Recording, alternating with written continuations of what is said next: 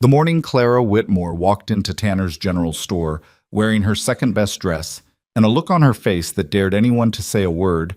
She already knew what they were saying behind her back.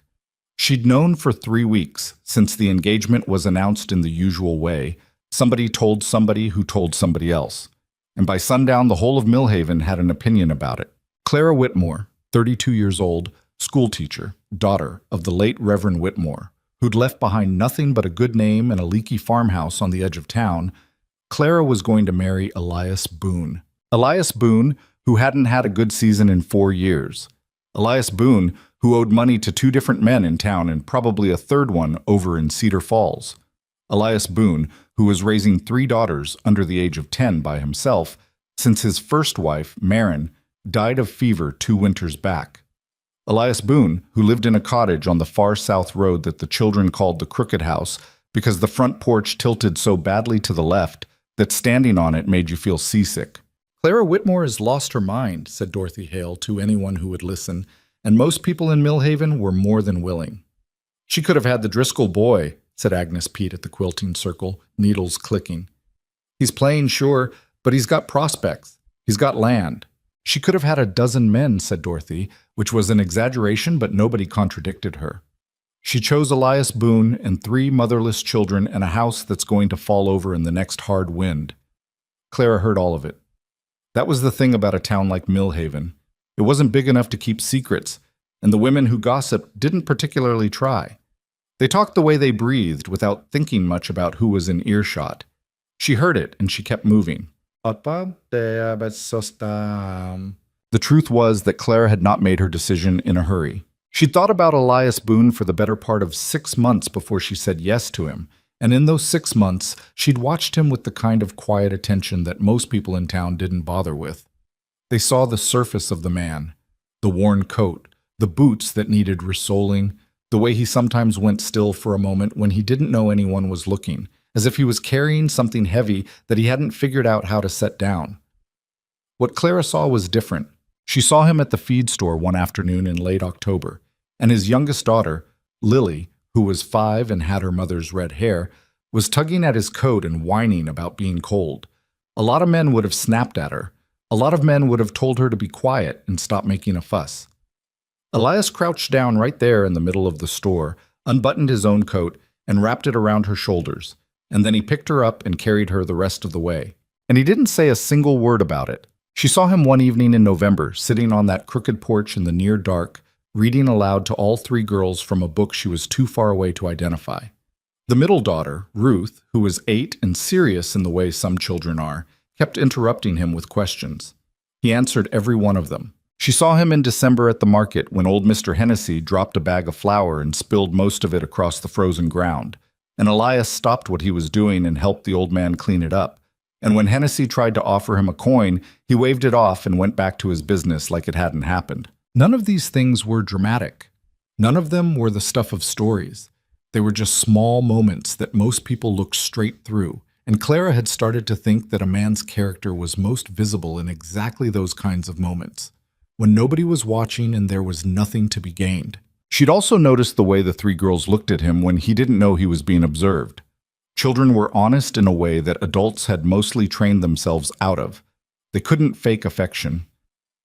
And those 3 girls, Nell, who was 10 and already trying to be her father's deputy in all things, Ruth, the middle one, grave and watchful, and little Lily, who seemed to have decided that the world was a generally delightful place despite evidence to the contrary, those 3 girls clearly adored their father, not out of habit or obligation, but because he'd given them something real to hold on to. That told Clara more than anything else. She'd spoken to him properly for the first time in January, when she offered to help Nell with her reading lessons after school on Tuesday afternoons. Nell was bright, but had gotten behind after her mother's death, and the girl was starting to feel the gap between herself and the other students, and it showed in the set of her jaw, and the way she'd stopped raising her hand in class. Elias had come to collect Nell after the first lesson, and he'd stood in the doorway of the schoolroom with his hat in his hands, and he'd said, "Miss Whitmore, I appreciate this more than I can say. Tell me what I owe you for your time." "You don't owe me anything," Claire said. He'd looked uncomfortable. "I don't take charity well," he said. It's not charity, she said. Nell's a student of mine. Her progress is my business. He'd studied her for a moment, then nodded slowly. All right, he said, but I'll find some way to be useful to you in return. That's how I'm built. I know, she'd said, before she could stop herself, and the look on his face told her he'd heard something in those two words that surprised him. They'd been careful with each other for a while after that, but careful had gradually become something else. A conversation that started in the doorway of the schoolroom and spilled out onto the road, and then one afternoon stretched long enough that they walked halfway to the creek and back without either of them noticing until the light started to go orange. By March, she'd understood she was in some danger. By April, she'd stopped caring. He'd asked her to marry him on a Tuesday evening in late April, sitting on the creek bank, and he'd been so formal about it that she'd almost laughed, except his face had told her this was not the moment for laughing. He'd said, I know I'm not much of an offer, Clara. I'm aware of what I've got and what I haven't, and I know you're a woman who could do better, but I want you to know that I mean it. I'd spend my life trying to be worth it. She'd said yes without hesitating. And then she'd gone home and sat in her kitchen for a long time, knowing perfectly well what was coming and deciding she could live with it. What was coming was Millhaven's collective opinion delivered through every available channel.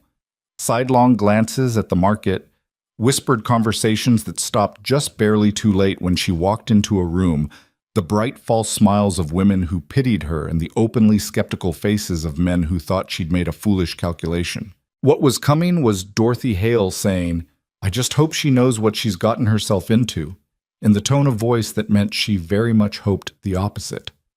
What was coming was a wedding that was small because Clara didn't want it any other way, and a move into the Crooked House, and mornings that started before dawn because there were children to feed and animals to tend and a classroom to get to, and evenings that ended late because there was always something else that needed doing. What came too was other things. The way Elias made coffee in the morning, strong and slightly bitter, the way she'd started to prefer it. The sound of Lily singing to herself in the yard, small and slightly off-key and absolutely certain of her own performance. Ruth's questions at dinner, which ranged from practical to genuinely philosophical and occasionally startled Clara into saying something she hadn't planned. Nell's progress with her reading, which had become something Clara was now privately proud of in the way she was proud of good work. The Crooked House was cold in the corners, and the front step was missing a board, and the kitchen pump stuck every time the weather dipped below freezing. But it was louder than any place she'd ever lived, and fuller, and there was something about the specific noise of that household. 3 girls, a tired man, a dog of uncertain ancestry who lived under the porch, that Clara had discovered she didn't want to go without. 6 months after the wedding, the eviction notice arrived on a Wednesday. Clara was in the kitchen when Elias came in from the yard with the paper in his hand. She knew from the way he moved, careful and too controlled, like a man walking across ice, that something was wrong before she saw his face. She dried her hands and waited. He set the notice on the table between them and stood back from it like he didn't want to touch it more than necessary. She read it. The cottage sat on land that had belonged to Elias's late father, Gareth Boone, who had borrowed against it years ago to cover a debt that had grown and compounded in ways that Gareth had apparently not fully reckoned with. Elias had inherited the property along with the debt, and he'd been making payments on it for 3 years. Irregular payments, she now understood, payments that had fallen short often enough that the total had not gone down as it should have. The paper in front of her was a formal notice from a man named Chester Aldrich, who operated a lending concern out of Cedar Falls, informing Elias that the debt on the property had been called due in full, and that if the sum could not be paid within 60 days, the cottage and the surrounding land would revert to Aldrich's ownership. The sum at the bottom of the page was not large in the context of men who had money. For Elias Boone, it might as well have been a mountain. Clara read the number twice. Then she looked up. "How long have you known about this?" she said. The question came out quieter than she'd intended. She wasn't angry, or rather, she was something more complicated than angry, and she'd learned enough about herself over 32 years to know that when she felt something complicated, she needed to be careful with her words. Elias pulled out a chair and sat down. He folded his hands on the table and looked at them. "The debt I've known about since before my father died. The state of it, how bad it had gotten. I understood that about 8 months ago. The notice. He paused. I knew it was coming. I thought I had more time. Why didn't you tell me? He looked up then. His face was the face of a man who had been carrying something in private and had finally run out of road. Because you just agreed to marry me, he said, and I didn't want you to think I'd pulled you into this on purpose. I was trying to find a way to fix it before you needed to know. Elias. She kept her voice even. We're married. Your problems are my problems. That's the arrangement we made. I know. He said it simply, with no defense in it, and somehow that was harder to be angry at than if he'd argued with her. She looked at the paper again, 60 days. The number at the bottom. The name Chester Aldrich, written in a neat clerk's hand. What do you have? She said. What can we raise? He told her. It took less than 2 minutes. It was not enough, and they both knew it wasn't enough, and sitting across from each other at the kitchen table, they let that knowledge settle between them without pretending otherwise. I can ask my sister, Clara said. Your sister doesn't have it either. I can talk to the bank in town. I've been to the bank in town. They won't lend against this property. They've looked at the debt situation, and they don't want the complication. There must be someone. Clara. He said her name quietly, and it stopped her. I've been thinking about this for 8 months. I've gone through every door I could find. There isn't a way to raise this money in 60 days. Not for a man in my position. He paused. I'm sorry. I should have told you sooner. I should have given you the chance to think clearly about what you were walking into. She was quiet for a long moment. Outside, she could hear Nell in the yard calling for Lily, and Lily's answer from somewhere near the fence, and the dog barking at something that had probably been interesting 3 minutes ago and wasn't anymore. Don't apologize to me, Clara said finally. Not for that. She picked up the notice and looked at it one more time. Give me a day to think. She didn't sleep much that night. She lay in the dark listening to Elias's breathing even out beside her, listening to the sounds of the house settling, and she thought. She was good at thinking. It was one of the things she'd always been able to count on. The ability to go still inside and look at a problem from all its angles without letting the fear of it get in the way of the logic of it. The problem was this. They owed money they didn't have to a man who wanted their home. The home wasn't much, but it was what the girls had known. And losing it would mean, what exactly? Moving into her own leaky farmhouse, which was barely big enough for one person and wasn't in much better shape than the Crooked house? Going into town and renting rooms somewhere, which would cost money they also didn't have? Moving somewhere else entirely? Starting over from nothing in a new place where nobody knew them and they knew nobody? She turned these possibilities over carefully and found that each of them had a floor she didn't want to fall through. Then she thought about something Elias had said once early in their courtship, a passing mention of his father, something about how Gareth Boone had been a wandering sort of man before he'd settled down, how he'd spent years moving through the frontier territories before he'd come back to Millhaven and planted himself. It hadn't seemed significant at the time. Most men of that generation had wandered some. She thought about it now. In the morning, she found Elias already up, sitting at the kitchen table with a cup of coffee and a stillness about him that she recognized as the particular stillness of a man who had not slept well and was trying to look like he had. She poured herself a cup and sat down across from him. Tell me about your father, she said. He looked at her. What about him? Tell me about the land, before the cottage, before Millhaven. Tell me what you know about where he was and what he had. Elias wrapped his hands around his cup. For a moment she wasn't sure he'd answer her, and then he said, There's something I haven't told you, something I meant to bring up before now, and kept putting off. Clara waited. He stood up and went to the back room, the small storage space off the kitchen where he kept tools and papers and the accumulated odds and ends of a life that had already been full of difficulty before she'd arrived in it. She heard him moving things around. When he came back, he was carrying a wooden box, the kind used for documents, with a small brass latch that had gone green with age. He set it on the table and sat down. My father left this, he said. He left it with instructions that it wasn't to be opened until things were truly bad. Those were his words. Truly bad. He looked at the box. I've been carrying it for 3 years. I didn't open it when Marin died. I told myself that wasn't what he meant. What about now? Clara said. Now I think maybe this is what he meant. She looked at the box. Open it, she said. He unlatched it. Inside, sitting on top of some folded papers, was an envelope. Her name, Elias's name rather, written in an old man's hand that had clearly once been precise and had gone slightly uncertain with age. He picked it up and looked at it for a moment, and something moved across his face that she couldn't quite read, and then he opened it and took out a single sheet of paper. She watched him read it. His face changed as he read. Not dramatically. Elias was not a dramatic man, but something in it shifted, something that had been tight released a little, or perhaps tightened further in a different direction. She wasn't sure which.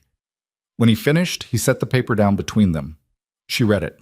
Gareth Boone's letter to his son was not long. It was written in the same slightly uncertain hand as the envelope, a hand that had seen a lot of country and a lot of years. It said, "I know you're reading this because things have gone wrong, and I'm sorry for that, as I'm sorry for a good deal of what I left behind. But I didn't leave you nothing.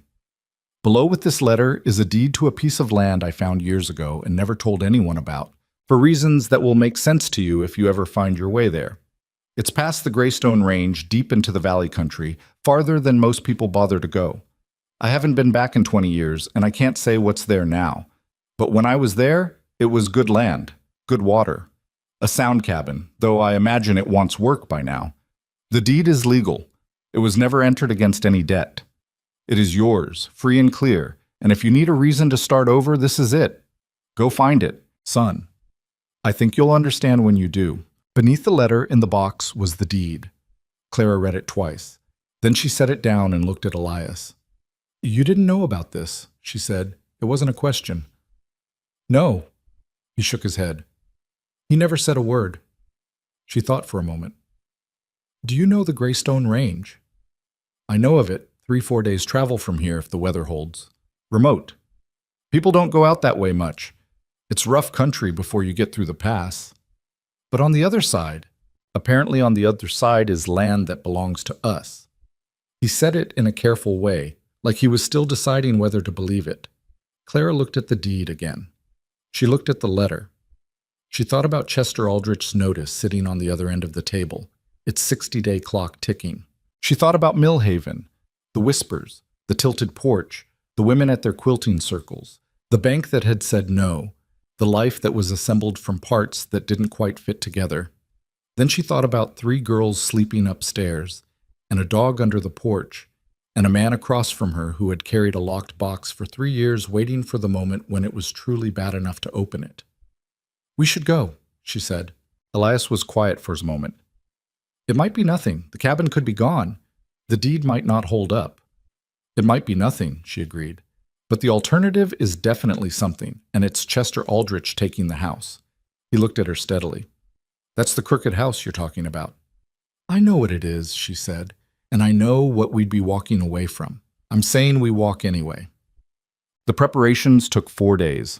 4 days of sorting and deciding and loading a wagon that had seen better years but would have to do.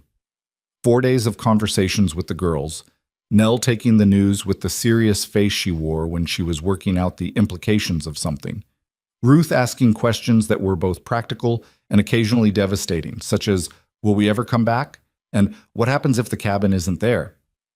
Lily, who was 5 and therefore operating on a somewhat different system, mostly concerned with whether they could bring the dog and whether the new place would have a creek. "Yes to the dog," Elias said. "Don't know yet about the creek." "Your father said good water," Clara said.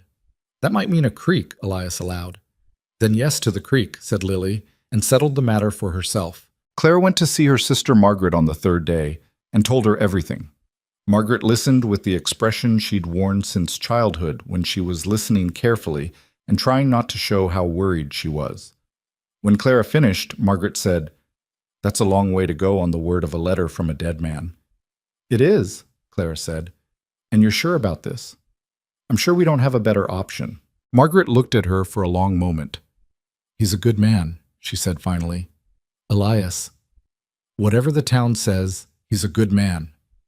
It was the closest thing to a blessing she could manage, and Clara took it for what it was. She visited the schoolroom on the last afternoon and stood in it for a while by herself. She'd taught in that room for 7 years. It smelled like chalk and wood smoke, and the particular slightly sour smell of children in winter. She'd been miserable in it some days, and completely herself in it on others, and she found she couldn't say which feeling was stronger now. She left the key on the desk for whoever came next. The morning they left was cold and overcast, which felt appropriate. Elias had the wagon loaded by first light. The dog, whose name was Biscuit, a name that Lily had bestowed upon him 6 months ago for reasons that remained unclear, was settled under the wagon seat with the alert, pleased expression of an animal who understood that something interesting was happening. Word had gotten around, as it always did in Millhaven. A small cluster of people had gathered at the end of the South Road to watch them go. Clara recognized Dorothy Hale in the group, and Agnes Pete, and one or two others whose names she knew, but who had never been anything to her one way or another. Dorothy called out, "Running away, are you, Clara Whitmore?" Clara looked at her across the distance. Elias had the reins and was looking straight ahead. Nell, sitting beside him, was looking straight ahead too, her jaw set in a way that reminded Clara very much of her father. "We're going home," Clara said. "Just took us a while to find where that was." She didn't look back after that. The wagon rolled south, then turned west toward the mountains, and the sound of Millhaven fell away behind them.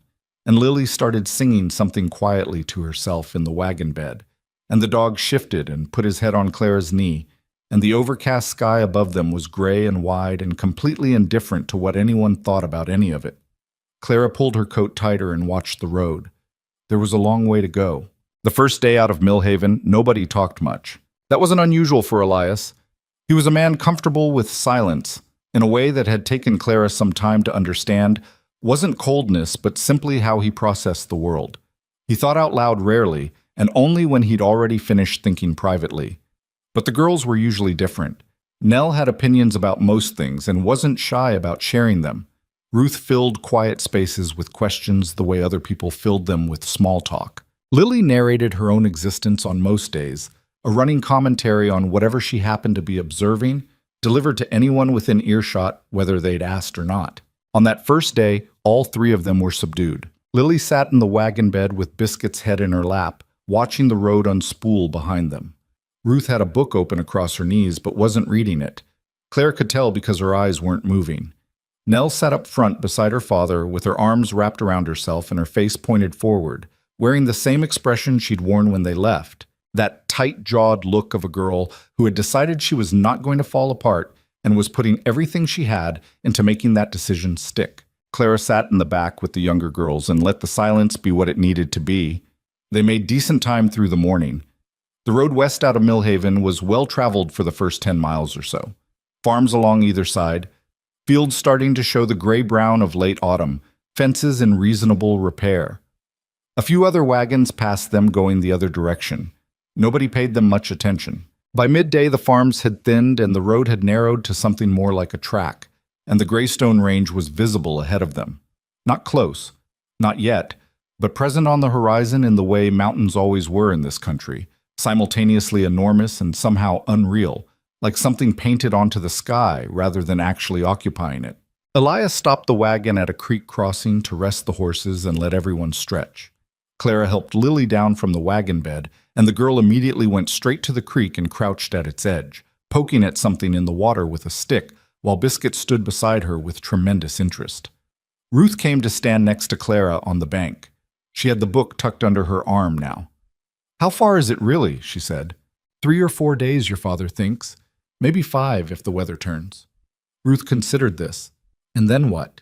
And then we find the land, and we see what's there. And if there's nothing there?" Clara looked at her. Ruth was 8 years old and had her mother's dark eyes and her father's habit of asking the questions other people were thinking but not saying. "Then we figure something else out," Clara said. "That's not a very specific answer." "No," Clara agreed. "It isn't." Ruth seemed to accept this, which Clara suspected was less about being satisfied with the answer and more about Ruth filing it away to worry about later in a more organized fashion. She was that kind of child. They ate lunch sitting on the creek bank, bread and dried meat, and some apples that were past their best but still good enough. Elias sat a little apart from everyone, eating without much attention to the food, looking at the mountains. Clara watched him without making it obvious she was watching him. He had the look of a man with something working behind his eyes, which was not unusual for him, but today there was something else in it. something she couldn't quite name, something that might have been anticipation or might have been dread, and she suspected was some of both. After they'd eaten, Lily announced that she had found an extremely interesting frog, and did anyone want to see it? Everyone said they did, even Nell, who relaxed enough on the walk back to the creek to actually look like herself for a few minutes. And the frog turned out to be quite impressive, large and self-possessed and deeply unimpressed by the attention. And by the time they'd all sufficiently admired it and got back in the wagon, something had loosened a little in the air between all of them. Nothing was settled. Nothing was better in any concrete way. But the frog had helped. Bombed. They camped that first night in a grove of oaks off the main track, building the fire against the cold that came down fast once the sun dropped. Elias was quiet through the evening, but not in a bad way. He listened to the girls talk.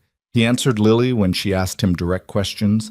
He made sure everyone was warm before he saw to his own comfort. When the girls had settled into the back of the wagon, with blankets piled over them and biscuit distributed somewhere in the middle of the arrangement, he seemed to understand his job in this situation was to generate heat, and he took it seriously.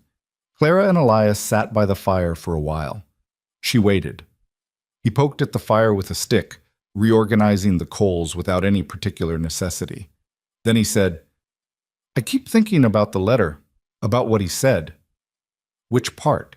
"The part about how I'd understand when I got there." He paused. "My father wasn't a man who said things without reason. Vague things sometimes. He could be indirect when he wanted to be, but he wasn't careless with words." "What do you think he meant?" Elias was quiet for a moment. "I don't know. That's what I keep turning over. Whether he found something, whether there's something about that land that's—" He stopped. Started again differently. He spent years out in the frontier territories. Years. He never really talked about it, not in any detail. I always assumed it was just wandering, the way men did back then. But now I wonder if he had a reason. The fire popped and sent a small shower of sparks up into the dark. Clara watched them drift and go out. "We'll find out," she said. "We will." He looked at her across the fire. "Clara, I need to say something." She met his gaze. "All right. I know what I've pulled you into, and I know you'll say it's not like that, but it is, at least partly.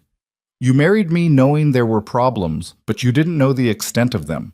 I put you on a wagon in November heading into mountain country with 3 children and a dog and a deed to land that might be a ruin." He said it plainly, without drama, just as a man accounting for the facts. "I'm not apologizing again because you asked me not to, but I want you to know I see it. I know what this is." She thought before she answered. "You want to know what I see?" she said. "I see a man who's been carrying this alone for years. The debt, the letter, his father's secrets, and who finally had to let someone else know the weight of it. That's not nothing, Elias. Most men would have run from that. You stayed. You kept those girls fed and whole, and you kept going. That's what I married." He didn't say anything for a moment. "And for what it's worth," she added, "I knew what I was walking into better than you think I did." "You couldn't have known about the deed." "No, but I knew you were a man who'd been left with more than he could carry and was carrying it anyway, and I decided that was the kind of man I wanted. So," she looked back at the fire, "stop accounting for yourself. We're past that." After a while he said quietly, "All right." They sat there until the fire burned low, and then they went to sleep. The second day was harder. The track narrowed further west, and what road surface there had been gave way to something that was more suggestion than fact. 2 parallel lines of compressed earth where wagons and horses had gone before them, threading between trees and around outcroppings of rock and across 3 creek crossings that required Elias to get down and check the footing before he'd bring the horses through. The second crossing was the worst. The creek was running higher than it had any business doing for this time of year, and the banks were muddy, and the bottom was stones. And halfway across, the wagon wheel on the left side dropped into a hole between rocks and stuck. The horses couldn't pull it free. Elias got into the water up to his knees. The cold of it made him swear once, short and sharp, which made Lily cover her mouth with both hands. And Clara got down too and pushed from behind while Nell took the reins from the bank and called to the horses. And eventually, after a bad few minutes, the wheel came up and the wagon lurched through. Everyone was wet to varying degrees. The temperature was not cooperating. They made camp early that night because Elias was worried about one of the horses, a slight favoring of the left foreleg that he'd been watching through the afternoon and didn't like the look of.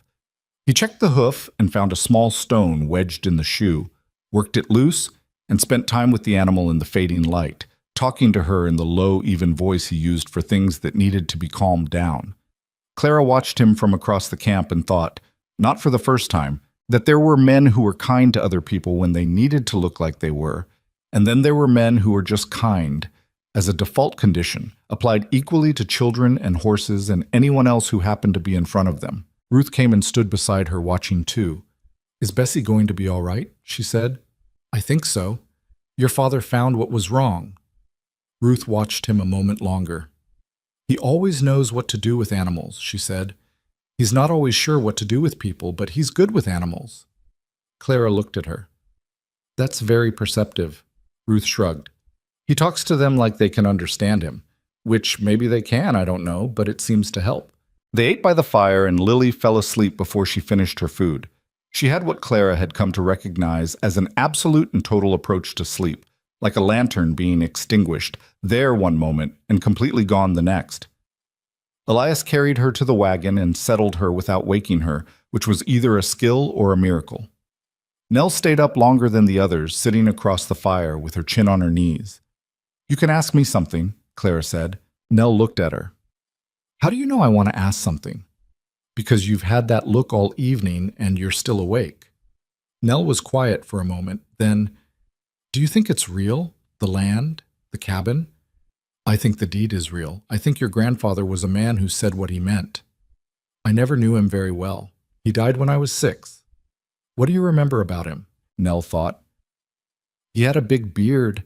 He smelled like pipe smoke. He used to bring us things, weird things, not regular presents. One time he brought me a feather that was the most beautiful blue I'd ever seen, and he said he'd found it at the bottom of a canyon 3 states over." She paused. "He called me Nellie Bird. I don't know why." Clara looked at her across the fire. "He sounds like a man who paid attention to things." "I think so." Nell unfolded her legs and stood up. "I hope it's real," she said. "I hope we get there and there's something worth getting to." She said it in the careful tone of someone who was aware of the gap between hope and certainty and had decided to stand on the hope side of it anyway, knowing full well it might not hold. "So do I," Clara said. The third day they began to climb. The Greystone Range was not the most imposing country Clara had ever seen described. She'd read enough to know that there were mountains elsewhere that would make these look like suggestions. But they were imposing enough from inside them. The track switched back on itself repeatedly as it gained elevation, and the trees changed as they climbed, the oaks giving way to pine, and then to something spare and wind-shaped that didn't have much interest in growing tall. The views opened up when the trees allowed long gray-green sweeps of country rolling back to the east, the world they'd come from reduced to distance and haze. The air was colder at elevation. Lily burrowed deeper into her blankets and at one point put Biscuit on top of herself like an additional layer, which Biscuit accepted with the equanimity of an animal who had no strong feelings about where he slept as long as it was warm. The pass itself was narrow, walls of gray rock on either side, wind cutting through in a way that had real teeth to it, and getting the wagon through required care that made the creek crossing look casual by comparison. There was one point on the approach where the track was no more than 8 feet wide and dropped away on the left into a steep rocky fall, and Elias walked the horses through it himself while everyone else got out and walked, and Clara didn't look down until they were through. But they were through. On the other side of the pass, the country changed. It happened fast enough to feel almost disorienting. The steep rocky descent through the gap, and then the ground leveling, and the trees coming back thicker and different, and the wind dropping to almost nothing. The temperature was still cold, but without the bite of the pass. The light was different too, softer somehow, the sun lower in the sky and filtering through pines in a way that laid long stripes across the ground. "Oh," said Lily from the wagon. She was sitting up now, fully alert, all traces of her earlier burrowing abandoned. "Oh, it's different here." It was different. Clara could feel it without being able to say precisely what the difference was. Something about the quality of the air, maybe.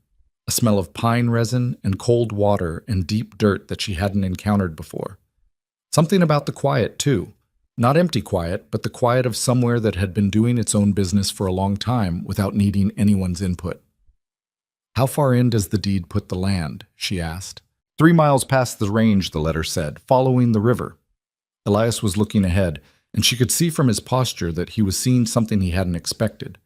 Not a single bad thing, but the accumulation of it being real, the other side of the mountains being real, the deed in the box meaning something actual rather than just a piece of paper. "Then we follow the river," Clara said. They found it within the hour. Not a large river, but a real one, running clear and cold over a bed of smooth stones, moving fast enough in places to talk to itself. They turned the wagon to follow its course, and the going was easier here. The land flatter, the trees spaced wider. Nell spotted the cabin first. She was standing in the wagon bed to see over the horses, and she said, There's something through the trees," and her voice had gone to a pitch that was not quite her usual voice. They all looked. It appeared gradually as they drew closer, the way things do when trees are between you and them. First a shape, then a corner, then a wall, then a roof line, and then the whole of it. A log cabin set on a slight rise above the river, solid and square, its roof intact, a stone chimney at one end showing no signs of collapse. There was a porch across the front of it, smaller and sturdier than the one they'd left behind, and a door with leather hinges and a wooden latch, and beside it on the south wall, a single small window. Behind the cabin, Clara could see the shapes of what might have been outbuildings through the trees. A small structure that could be a storage shed, something else beyond that. The land around it was overgrown with years of unmanaged growth. Tall grass, brush, small saplings that had crept in from the tree line. But the cabin itself stood solid on its foundation. 20 years, Garrett's letter had said, 20 years of no one living here, and the thing still stood. Elias stopped the wagon. Nobody said anything for a moment. Then Lily said, "Is that our house?" "I think so," Elias said. His voice was not quite steady. "It's bigger than the old one," Lily said, "and it's not crooked." Elias made a sound that might have been a laugh if it had fully arrived. He got down from the wagon and stood looking at the cabin, and Clara got down too and came to stand beside him. Up close, the ears were more visible. The chinking between some of the logs had cracked and would need replacing. One of the porch boards had rotted through. The hinges on the door needed oil, and the window had a crack in its single pane of glass that let in a finger of cold air. The inside, when Elias pushed the door open and they all crowded in behind him, was dark and musty and draped in years of dust, with an old table and 2 chairs and a rusted iron stove that was going to need inspection before anyone put fire in it. But the floor was solid. The walls were solid. The roof, Elias checked it from inside, running his hands along the rafters, was sound. "It's a lot of work," he said. "Everything worth having is," Clara said. Ruth was standing in the middle of the room, turning slowly, taking it all in with those dark, evaluating eyes. "It smells like a long time ago," she said. "It is a long time ago," Clara said, "but we can fix that." Lily had gone back outside, and they could hear her through the open door, talking to Biscuit in the excited way she had when something had genuinely grabbed her attention. Clara went to the door and looked out. The girl was running in wide circles through the tall grass with the dog beside her, and beyond them, through the trees on the east side, Clara could hear the river. She stood in the doorway of a cabin that had been empty for 20 years, on land they owned, on the far side of a mountain range from everyone who'd ever watched them and found them wanting, and she listened to Lily laugh at something the dog had done, and she felt something shift inside her that she didn't have a precise word for. Not happiness exactly, it was too complicated for that, and the work ahead was too real. Not relief exactly either, though it was partly that. Something more like, this is where we are now. This is what's real. She held on to that. They spent the rest of that afternoon doing a proper assessment of the property, which was the practical thing, and also gave everyone something concrete to do with the feelings that were too large to just sit inside. The cabin was in better shape than it had looked at first impression, and in worse shape than Clara would have preferred, which was about what she'd expected. The stove worked. Elias cleaned out the flue and built a small test fire, and everything drew correctly, which he called a genuine piece of luck. The roof had one spot at the back corner that was going to need work before a hard rain came through. The porch board could be replaced easily enough with timber from the trees immediately around them. The chinking would take time, but wasn't dangerous. The outbuildings behind the cabin included a small barn, low-ceilinged but sound, with 2 stalls, and a storage shed that held, among 20 years of accumulated dust, some old tools that were rusted but potentially salvageable. There was an axe head without a handle, an old hoe, 2 metal buckets that had gone to rust on the inside but held their shape, a length of chain, miscellaneous hardware, bolts and hinges and hooks, the kind of thing Gareth had apparently kept because you never knew. To the west of the cabin, the land opened up into a clearing of perhaps 2 or 3 acres that had clearly been cultivated at some point. The old furrow lines were still faintly visible beneath the grass if you knew what to look for. Beyond the clearing, the trees resumed, and beyond the trees, the land began to rise again toward the hills that formed the northern and western walls of the valley. Elias walked that ground with the deed in his hand, matching the boundaries described in the document to the physical landscape. Clara walked with him. It took nearly an hour to do the perimeter, and when they were done, she had a clear sense of what they had: valley bottom land, good soil from the look of it, with the river along the east edge and the hills on the other 3 sides, and somewhere in the range of 40 acres total. Though the exact figure would require proper surveying, she wasn't able to do today. "It's enough," Elias said, when they'd come back around to the cabin. He said it almost to himself, like he was answering a question he'd been asking for a while. "It's more than enough," Clara said. He looked at her. There was something in his face she hadn't seen before. Not happiness, exactly, but something adjacent to it. Something that had been working its way toward the surface through 3 years of bad seasons, an unpayable debt, and the weight of a sealed box he hadn't been permitted to open. "My father knew this was here," he said. "All those years. He knew it was here, and he left it for the moment when nothing else was left." He shook his head slowly. "I don't know whether to thank him or curse him." "Marty Morkvaus." "Maybe both," Clara said. He almost smiled. "Maybe both," he agreed. That night they cooked inside for the first time, the old stove doing its job with a kind of determined reliability that Clara found touching. The cabin was warmer than she'd expected once the fire took hold. The logs were thick and well-fitted and held heat. They had enough provisions to last another week if they were careful, and they needed to be careful. Nell fell asleep sitting up at the table, which had never happened before, and Elias carried her to the pallet they'd made from their wagon blankets without waking her. He was getting quite accomplished at this, Clara noted. Ruth sat up a while longer, writing in a small notebook she'd brought from Millhaven. When Clara asked what she was writing, Ruth said, "An inventory. What's here, what needs fixing, what we need to get." She said it like it was obvious, like of course you'd want a written record. Clara looked at this 8-year-old with her serious face and her notebook and felt something she thought might be pride, though it was still early to be sure. After Ruth too had settled and Elias was banking the fire for the night, he said quietly, "I want to look at the hills tomorrow, the north side." "The letter said something about the hills," Clara said. "He said I'd understand when I got here." Elias looked at the banked coals. "I want to see what there is to understand." She thought about this careful way he'd phrased that. Not, "I wonder what's in the hills, but what there is to understand," as if he already half knew and was working himself up to confirming it. "We'll look tomorrow," she said. Outside, the valley was dark and very still. The river made its small continuous sound at the edge of their hearing. Biscuit had posted himself by the cabin door with the earnest attention of a dog who had decided, in the way dogs sometimes decided things, that this was his place now, and he was going to take the job seriously. Clara lay in the dark and listened to the unfamiliar sounds of the valley settling into night. Different from Millhaven, different from the road, different from anything she'd slept through before. And she thought about what Elias had said. What there is to understand, she didn't know yet what it was.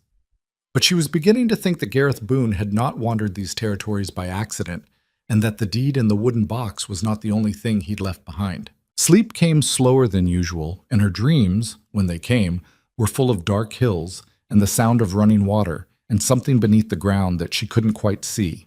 He was up before anyone else. Clara heard him leave, heard the careful way he moved so as not to wake the girls, the soft pull of the door, the step over the rotten porch board he'd already learned to avoid. She lay still for a moment, listening to the valley morning come in through the cracked window pane. The river, constant and low. Something in the trees to the north that might have been a woodpecker starting its work. The early gray light pressing against the glass. She got up. Outside, Elias was standing at the edge of the clearing, looking at the North Hills. He had his coat on and his hands in his pockets, and he was very still in the way he got when his mind was working hard. The morning was cold enough to show his breath. Above the hills, the sky was coming up pale and clear. The first truly clear morning since they'd left Mill Haven. She came to stand beside him. He glanced at her but didn't say anything. They looked at the hills together. In the morning light, the hills were more defined than they'd been the evening before. The tree line climbing the lower slope, and then above that a band of exposed rock, gray and broken, running along the face of the hill in an irregular seam. She'd noticed it yesterday and filed it away without examining it too closely, her attention taken up with the cabin and the clearing and the practical inventory of everything they needed to do. But this morning, looking at it fresh, she felt the same thing she'd felt when Elias had said what there is to understand. A sense of something hovering at the edge of being named. That rock formation, she said. I've been looking at it since before it was light enough to see it properly, he said. What do you think it is? He was quiet a moment. I think it's what my father meant. He said it slowly, like a man who's arrived at a conclusion he's not completely sure he's glad to have reached. I want to go up and look, properly look. Then let's go, Clara said. They went after breakfast, Clara and Elias, leaving Nell in charge of the younger girls with instructions to stay near the cabin and not get any ideas about the river. Nell accepted this responsibility with the gravity she applied to most things, and immediately began making a list of what she was going to have Ruth and Lily do while they were gone, which Clara found reassuring. The climb to the rock formation took longer than it looked like it would from below. The lower slope was dense with brush and young pine, and they had to pick their way through it carefully. About halfway up the slope, the ground changed underfoot, softer in some places, almost spongy, where water was seeping through from somewhere above, and in others packed hard around outcroppings of the same gray stone they could see from below. Elias stopped at one of these outcroppings and crouched beside it. He picked up a small piece of loose stone that had flaked away from the main face and turned it in his hands. Clara crouched beside him and looked at what he was looking at. In the rock, running through the gray matrix in thin, irregular threads, were veins of a different material. The color was difficult to describe in the flat morning light. Not quite white, not quite blue, something between the two, with a faint metallic quality that caught even the diffuse light of the overcast sky and gave it back differently. Elias held the piece very still. Elias, Clara said. I know, he said. Is that? I don't know for certain. He said it carefully, in the way of a man who did know and was being careful about saying so. I'm not an expert. I've never worked a mine or prospected anything, but my father did. For years, before he settled. He taught me what to look for. He showed me samples. He turned the piece over again. He used to say that silver in the rock looks like moonlight caught in stone, which I always thought was a poetic thing to say for a man who wasn't particularly poetic. He looked up at the face of the rock formation above them, at the seam that ran along it, irregular but continuous, perhaps 40 feet long from where they were standing. He wasn't being poetic. Clara looked at the seam, then she looked at the piece in his hand, then she looked at Elias. How much? She said. I can't say. I genuinely can't. It could be a thin surface vein that runs out after 2 feet, or... He stopped. Or what? Or it could go deep. If the geology is what it looks like, if that seam is part of a larger formation inside the hill, it could be substantial. He set the piece of stone down carefully on the rock face, the way you might set something down that you weren't sure you should be picking up in the first place. I need to think about this. All right, Clara said. I really need to think about it. Not just, I need to sit with it for a while before I say anything to anyone. She understood. She nodded. She looked at the seam one more time and then looked away, out over the valley below them. The river glinting through the trees, the cabin's chimney beginning to show smoke where Nell had apparently decided the morning was cold enough to justify a fire, the clearing with its old furrow lines, the whole quiet, self-contained world of the place. and she tried to hold in her mind simultaneously what they had found and what they had already had before finding it, because she had an instinct, not yet fully formed, that the difference between those two things was going to matter a great deal. They climbed the rest of the way to the rock face, and Elias spent a long time examining it. He was methodical about it, working along the seam from one end to the other, checking the rock on either side, finding where the formation went into the hillside. At one point he found a narrow fissure in the face, not much, barely wide enough to get his hand into, and he felt along the inside of it, and his expression changed in a way that he controlled quickly, but not quickly enough that Clara missed it. "What?" she said. "It goes back." He withdrew his hand. "The fissure goes back further than I can reach, and inside, the material is concentrated, more so than on the surface." They stood in front of the hillside in the cold morning, and neither of them said what they were thinking for a little while. Finally, Elias said, "We could have a great deal of money, if this is what it looks like, and it's as deep as I think it might be." He said it without excitement in his voice, which was not how she would have expected a man to say such a thing, and she understood that the absence of excitement was itself a kind of answer. "But," she said, "but—" He turned away from the rock face and looked out over the valley, the same view she'd been looking at.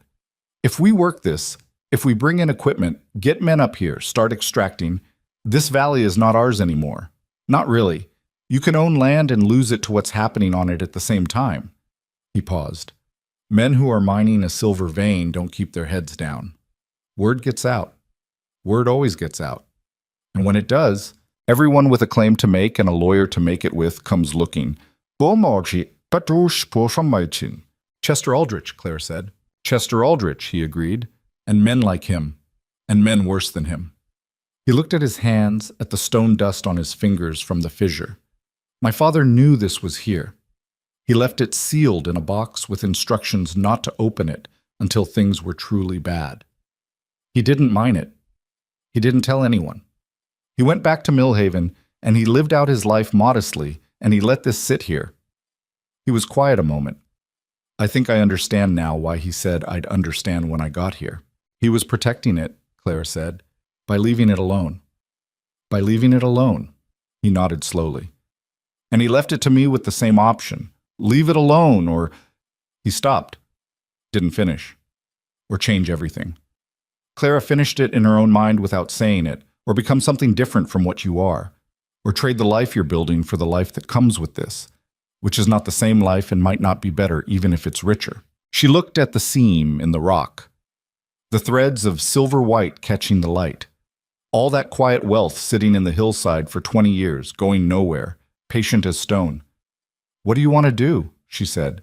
She was careful with the question. She said you, not we, because this was Gareth Boone's land passed to Gareth Boone's son, and some decisions had a hierarchy even inside a marriage. Elias was quiet for a long moment, long enough that a bird landed on the rock face nearby, looked at them both with the bright, suspicious eye of a bird that doesn't often see people, and flew off again. I want to go home, he said. I want to go back to the cabin and have lunch and fix that porch board and figure out what we need to get through the winter. And then I want to think about this properly before I decide anything. That seems right, Clara said. I might be being a coward. No, you might be being careful, which is different. She looked at him. There's no decision that needs to be made today. The rock isn't going anywhere. He almost laughed. No, he said. It's been here 20 years. It can wait a little longer. They went back down the hill together, and neither of them mentioned it again for the rest of that day. The work of the following days had a quality that Clara hadn't expected, something almost merciful about it. There was so much to do that the mind couldn't spend too long on any one thing. The porch board, the chinking in the cabin walls, the stove flue, which turned out to need more cleaning than one round had accomplished, the roof corner that needed patching before the weather turned. Elias was tireless with physical work in a way that Clara had observed before, but that took on a different character in this context. Here, on land that was genuinely theirs, every hour of labor was going into something that would hold, something that would last. She watched him work and understood that this was not merely fixing a cabin. This was a man building an answer to a question that had been following him for years. Ruth had taken her inventory seriously and produced a written list by the second morning that covered 3 pages of her small notebook: what needed fixing, what materials each repair would require, what they'd need from a supply town before winter proper set in. Clara read through it and found she couldn't argue with a single item, and added 2 that Ruth had missed and gave it back. "We need a proper survey of the land," Ruth said, "to know exactly what we have." "We do," Clara agreed. "That's going to require going into a town and finding a surveyor." "When?" "Not yet. Spring, maybe. We need to get through the winter first." Ruth wrote this down in the notebook. Survey, spring. Clara watched her write it and thought about the generations that made children. What came from the father, what from the mother, what from something else entirely that was purely that particular person's own, and Ruth's combination of her father's quiet thoroughness with a kind of fierce organizational energy that Clara suspected had come from somewhere further back in the family line, from women who'd kept households running through hard seasons by writing everything down and checking it twice. Nell, meanwhile, had taken on the task of the barn with a focus that approached obsessive. There wasn't much in it yet. They had the 2 horses, and that was all. But Nell had spent 2 full days cleaning it, moving 20 years of debris, finding places for the salvageable tools, laying new straw from the overgrown field on the south side of the cabin where it had gone to seed. She emerged from each session covered in dust and thoroughly satisfied with herself. "She's planning for animals," Elias said, watching her from the cabin doorway one evening. "Is that a problem?" Clara said. "No, I was planning for animals too. I just didn't think she'd get there first." Lily, freed from the structure of town life and schoolroom schedules, had taken to the valley like a creature that had been waiting all 5 years of her existence to arrive in exactly this environment. She explored with systematic intensity the riverbank, the clearing, the tree line, the area behind the barn. She brought things back: interesting rocks, feathers, a shed snakeskin that she presented to the household with the pride of a significant scientific discovery, a piece of bark that she claimed looked like a face, and which Ruth examined with genuine consideration before agreeing that it did, somewhat. On the 4th evening after they'd found the cabin, all 3 girls were settled and the fire was banked, and Clara was at the table with a candle reading the supply list Ruth had given her, and Elias sat down across from her and said, "I've been thinking." She set down the list. "I don't want to mine it," he said. "Not in any large way. Not in a way that changes what this is." He said it with the steadiness of a man who had genuinely been sitting with a decision rather than announcing a conclusion he'd already reached before he sat down. "But I'm also not going to pretend it isn't there, because we're going to need things. We're going to need supplies and materials and eventually livestock, and we don't have money to buy any of it. Not enough." "A small amount," Clara said. "A small amount. Carefully. Over time." He looked at his hands on the table. "We don't bring anyone in. We don't hire anyone. We don't file any claim or register anything that puts the location on paper. We take what we need, when we need it, and we use it to build this place into something real. And when this place is real enough to stand on its own, the land producing, the livestock established, the farm carrying itself, then we stop." Clara thought about this. "And the rest sits in the hill. And the rest sits in the hill, where my father left it." He paused. "He built a life without using it, or mostly without. I've been wondering if some of what he had came from it in the early years. I think probably it did. I think probably he used enough to get started and then he left it alone." He looked at her. "I want to do the same." She was quiet for a moment. She thought about what it would take to do this. The discipline of having more than you were using and choosing not to use it, day after day, season after season, when things were hard and the temptation was right there in the hill behind the house. She thought about what it would mean for the girls, a life that was not wealthy, not in any visible way, but that was built on soil that was genuinely theirs and walls they'd repaired with their own hands, and knowledge that there was a measure of security in that hillside that nobody knew about. She thought about Millhaven, Dorothy Hale's voice calling after them. "Running away, are you, Clara Whitmore?" "All right," she said. "You're sure?" "I'm sure it's the right decision. I'm sure it's going to be hard. Both of those things can be true." He looked at her for a moment with something in his face that she still, 6 months into this marriage, didn't entirely have a name for, Something that was neither gratitude nor love exactly, but was close to both, sitting just behind his eyes with the particular warmth of a feeling that a private man doesn't say aloud, because saying it would somehow diminish it. "I'm going to need to get into a supply town," he said, "for tools and materials and food stores for winter. I have a small amount of silver extracted from loose surface rock, enough to take in without raising questions if I say I came across it in the stream bed. Placer deposits aren't unusual in country like this." "When?" "Next week. I'll go alone. Faster that way and less conspicuous. 2 days there and back." Clara nodded. She picked up Ruth's list and looked at it. "I'll add to this," she said. "And Elias." She stopped. "What?" "Be careful. About what you say. About where you say you came from." He understood what she meant. A man coming into a supply town from the frontier with silver and no clear account of himself was not invisible. People noticed. People talked. And in Elias's case, there was Chester Aldrich still out there somewhere in Cedar Falls with a deed dispute that hadn't been resolved, only outrun. The eviction notice had a 60-day window, and less than 2 months of it had elapsed. "I know," Elias said. "I'll be careful." He left on a Tuesday, early, while the valley was still in pre-dawn shadow. The girls were asleep. Clara walked out to the wagon with him and checked the horses. Bessie's leg had been fine since the stone was cleared, but she'd gotten into the habit of checking, and stood at the wagon's side while he settled himself on the seat. "4 days at most," he said. "I know. If something, nothing will. Go." He went. She stood in the clearing and watched the wagon disappear into the trees toward the pass, and then she stood there a moment longer in the quiet, and then she went back into the cabin and started the fire. Those 4 days had their own particular texture, hard in some ways. There were things that needed 2 people, and she had to improvise or wait.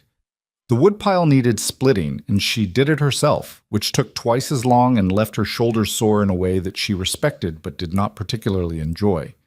A section of the chinking on the north wall that she'd planned to tackle with Elias she tackled alone, which was awkward and added a day to what should have been an afternoon's work.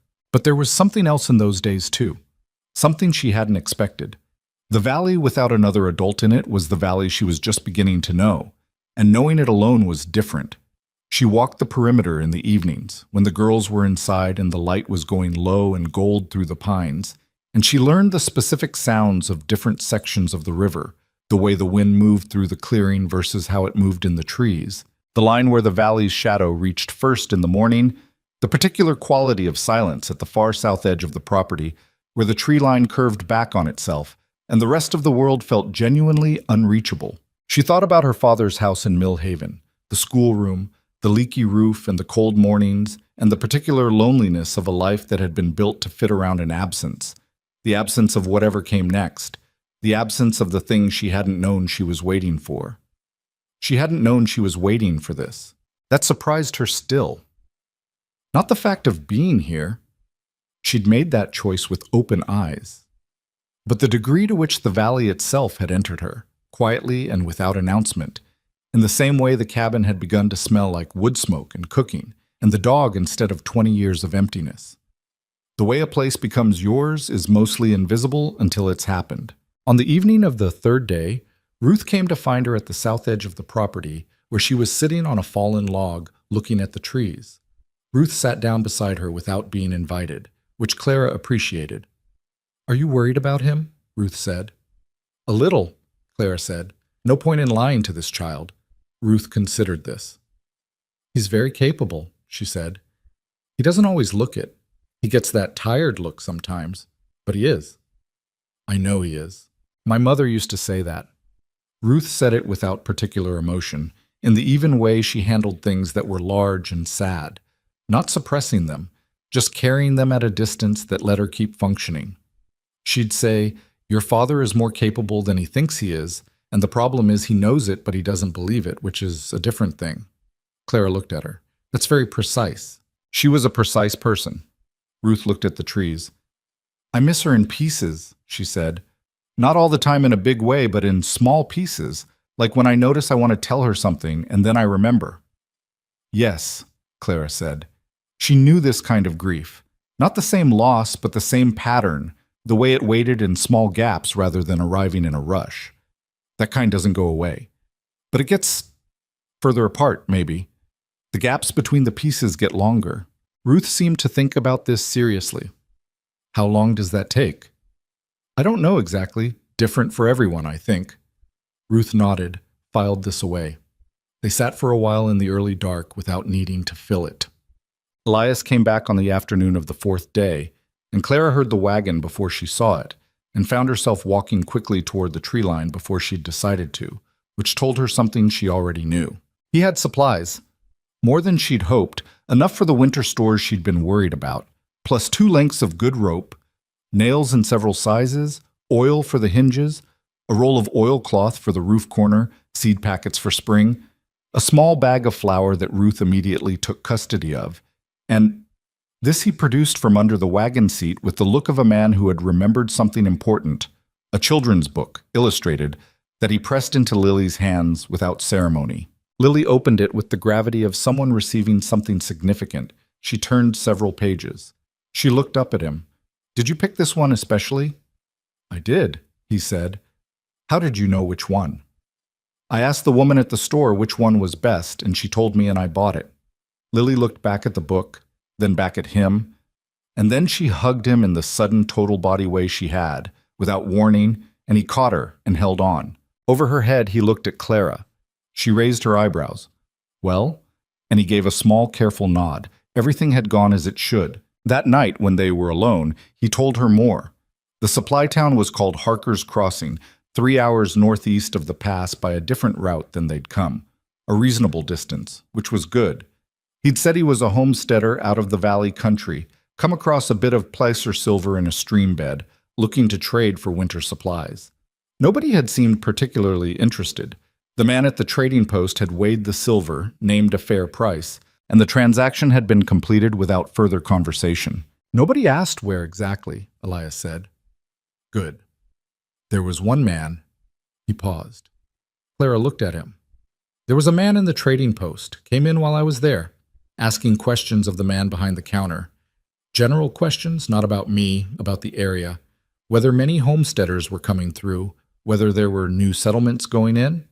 He turned his cup in his hands. "I didn't think much of it at the time, but afterward, walking to the wagon, I thought about it more. What kind of man? Dressed well for the country, didn't look like a homesteader or a tradesman, looked more like a representative of someone, a man who works for other men." Clara thought about this. "Could be nothing." "Could be." He didn't sound convinced. Or it could be that Chester Aldrich is the kind of man who, when a debtor disappears with a deed to frontier land, sends someone to find out where they went. The fire popped. Outside, the wind had picked up.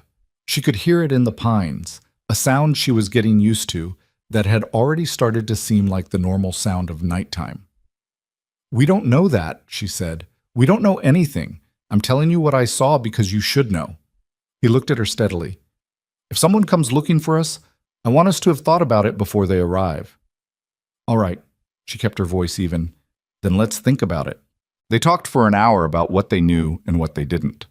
Chester Aldrich had a legal debt claim against the Millhaven cottage, which was now Aldrich's problem since they weren't in it. The valley land was in Gareth Boone's deed, which was legally sound and had never been entered against any debt. Gareth had been specific about that in his letter, and Elias had checked the document carefully enough to believe it. There was nothing that connected the two properties legally, nothing that should bring Aldrich's attention here, except that people who owed money had a habit of running, and men who'd loaned that money had a habit of following until they were sure there was nothing left to collect. "We stay quiet," Claire said. "We don't go to Harker's Crossing more than necessary. When we do go, we don't say more than we need to. And if someone comes to the valley," she looked at him, "then we deal with it when it happens. We don't have enough information to do anything else right now, and there's no use spending the winter frightened of a shadow." He seemed to find something steadying in this, which was what she'd intended. She didn't feel as composed as she sounded. There was a thread of cold running through the back of her mind at the thought of a well-dressed man in Harker's Crossing asking questions. But she had learned a long time ago that the way you said something had its own effect on the situation, and that manufacturing steadiness, done honestly, was not the same as pretending. They went to sleep. Outside, the wind moved through the pine forest with a sound like a long breath being let out, and the valley held them in its bowl of hills, and the silver sat in the hillside where Gareth Boone had left it, and the deed was in the wooden box, and the wooden box was under the bed, and whatever came next was still a day away at minimum, and that for now was going to have to be enough. Winter came to the valley without much warning. One morning in late November, the temperature dropped 20 degrees between dawn and midday, and by afternoon the river had a skin of ice along its edges, and the ground was hard enough underfoot that it rang when you struck it with a boot heel.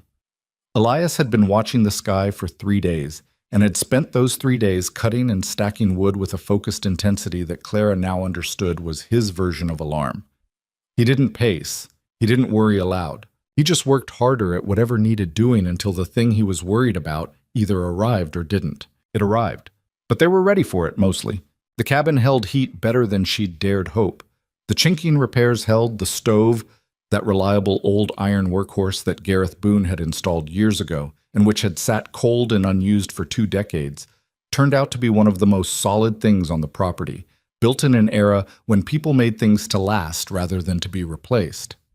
On the worst nights, when the temperature outside went to places that made the windows weep frost on the inside glass, the stove kept the single main room warm enough that the girls slept without piling every blanket they owned on top of themselves. Only mostly. Lily still constructed elaborate nest arrangements each night that incorporated at least 2 blankets more than were strictly necessary, plus biscuit, plus occasionally a stuffed cloth rabbit that she'd had since she was 2 and that had long since lost 1 ear and most of its stuffing but remained, apparently, essential. The first weeks of winter had a rhythm that Clara hadn't expected to find comforting, but did. Up early, before light. Fire built up from the banked coals. This was Elias's job, and he was good at it. The kind of man who understood fire the way some people understood engines, intuitively and without needing to think about it. Coffee, while the cabin warmed. The girls waking by degrees at Nell first, always, already thinking before she was fully conscious. Ruth next, surfacing slowly from whatever interior world she inhabited in sleep. Lily last, and spectacularly, sitting bolt upright as if startled by the fact of being awake and immediately beginning to talk. Breakfast, and then the day's work distributed according to what needed doing and who was best placed to do it. Elias handled the animals, the barn, the outdoor work that required adult strength. Clara managed the interior of the cabin, the cooking, the schoolwork she'd taken on for the girls. She was still a teacher, after all, and the valley was no excuse for the girls to fall behind. She'd brought 3 books from Millhaven, 2 primers, and a reader, and supplemented them with lessons from memory and from the natural world immediately outside the door, which turned out to be a more varied curriculum than anything the Millhaven schoolroom had offered. Nell had read through all 3 books by December and declared herself in need of more material, which was said without arrogance, and received by Clara as exactly the problem it was, a bright child outpacing her resources.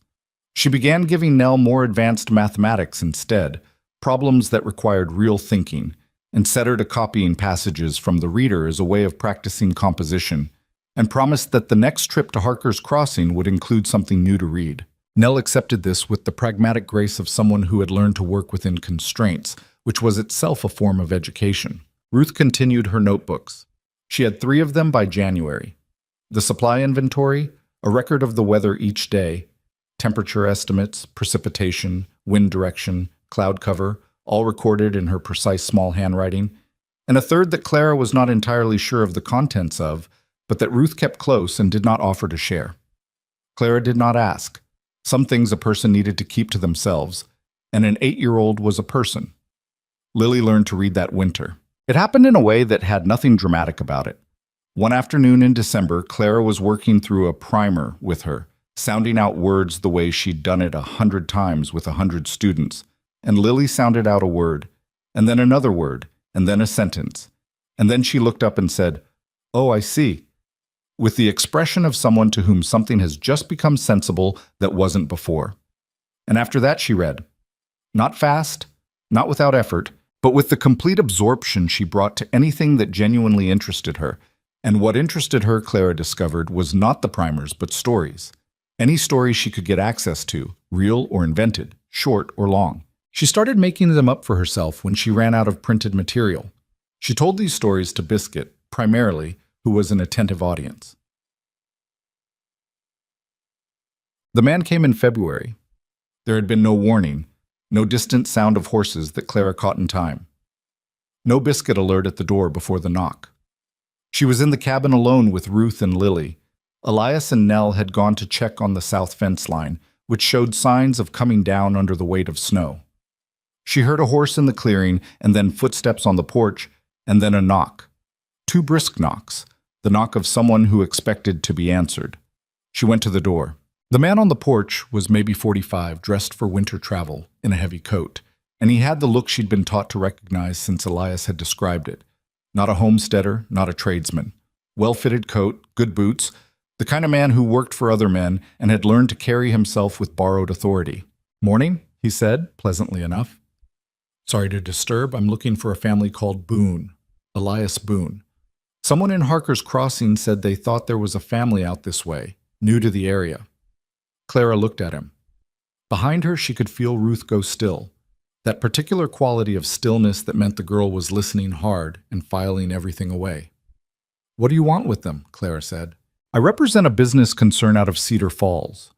I have a legal matter to discuss with Mr. Boone regarding a property debt." He said it in the smooth, practiced way of a man who'd had this conversation many times and knew the words that got doors opened. Nothing threatening, just a matter that needs to be resolved. Chester Aldrich's man. She'd known it was a possibility. She'd spent the winter knowing it was a possibility and trying not to spend too much energy on it, and here it was standing on her porch in February. "You've come a long way for a conversation," she said. "I have." He smiled slightly. "Mr. Aldrich is a thorough man." "I'm sure he is." She kept her face even. "My husband isn't here right now. He'll be back toward evening. You're welcome to wait, but I'll tell you in advance that anything to do with the Millhaven property is a matter that's going to need looking at carefully, and my husband doesn't make decisions in a hurry." Something shifted in the man's expression, a recalibration maybe of what he'd walked into.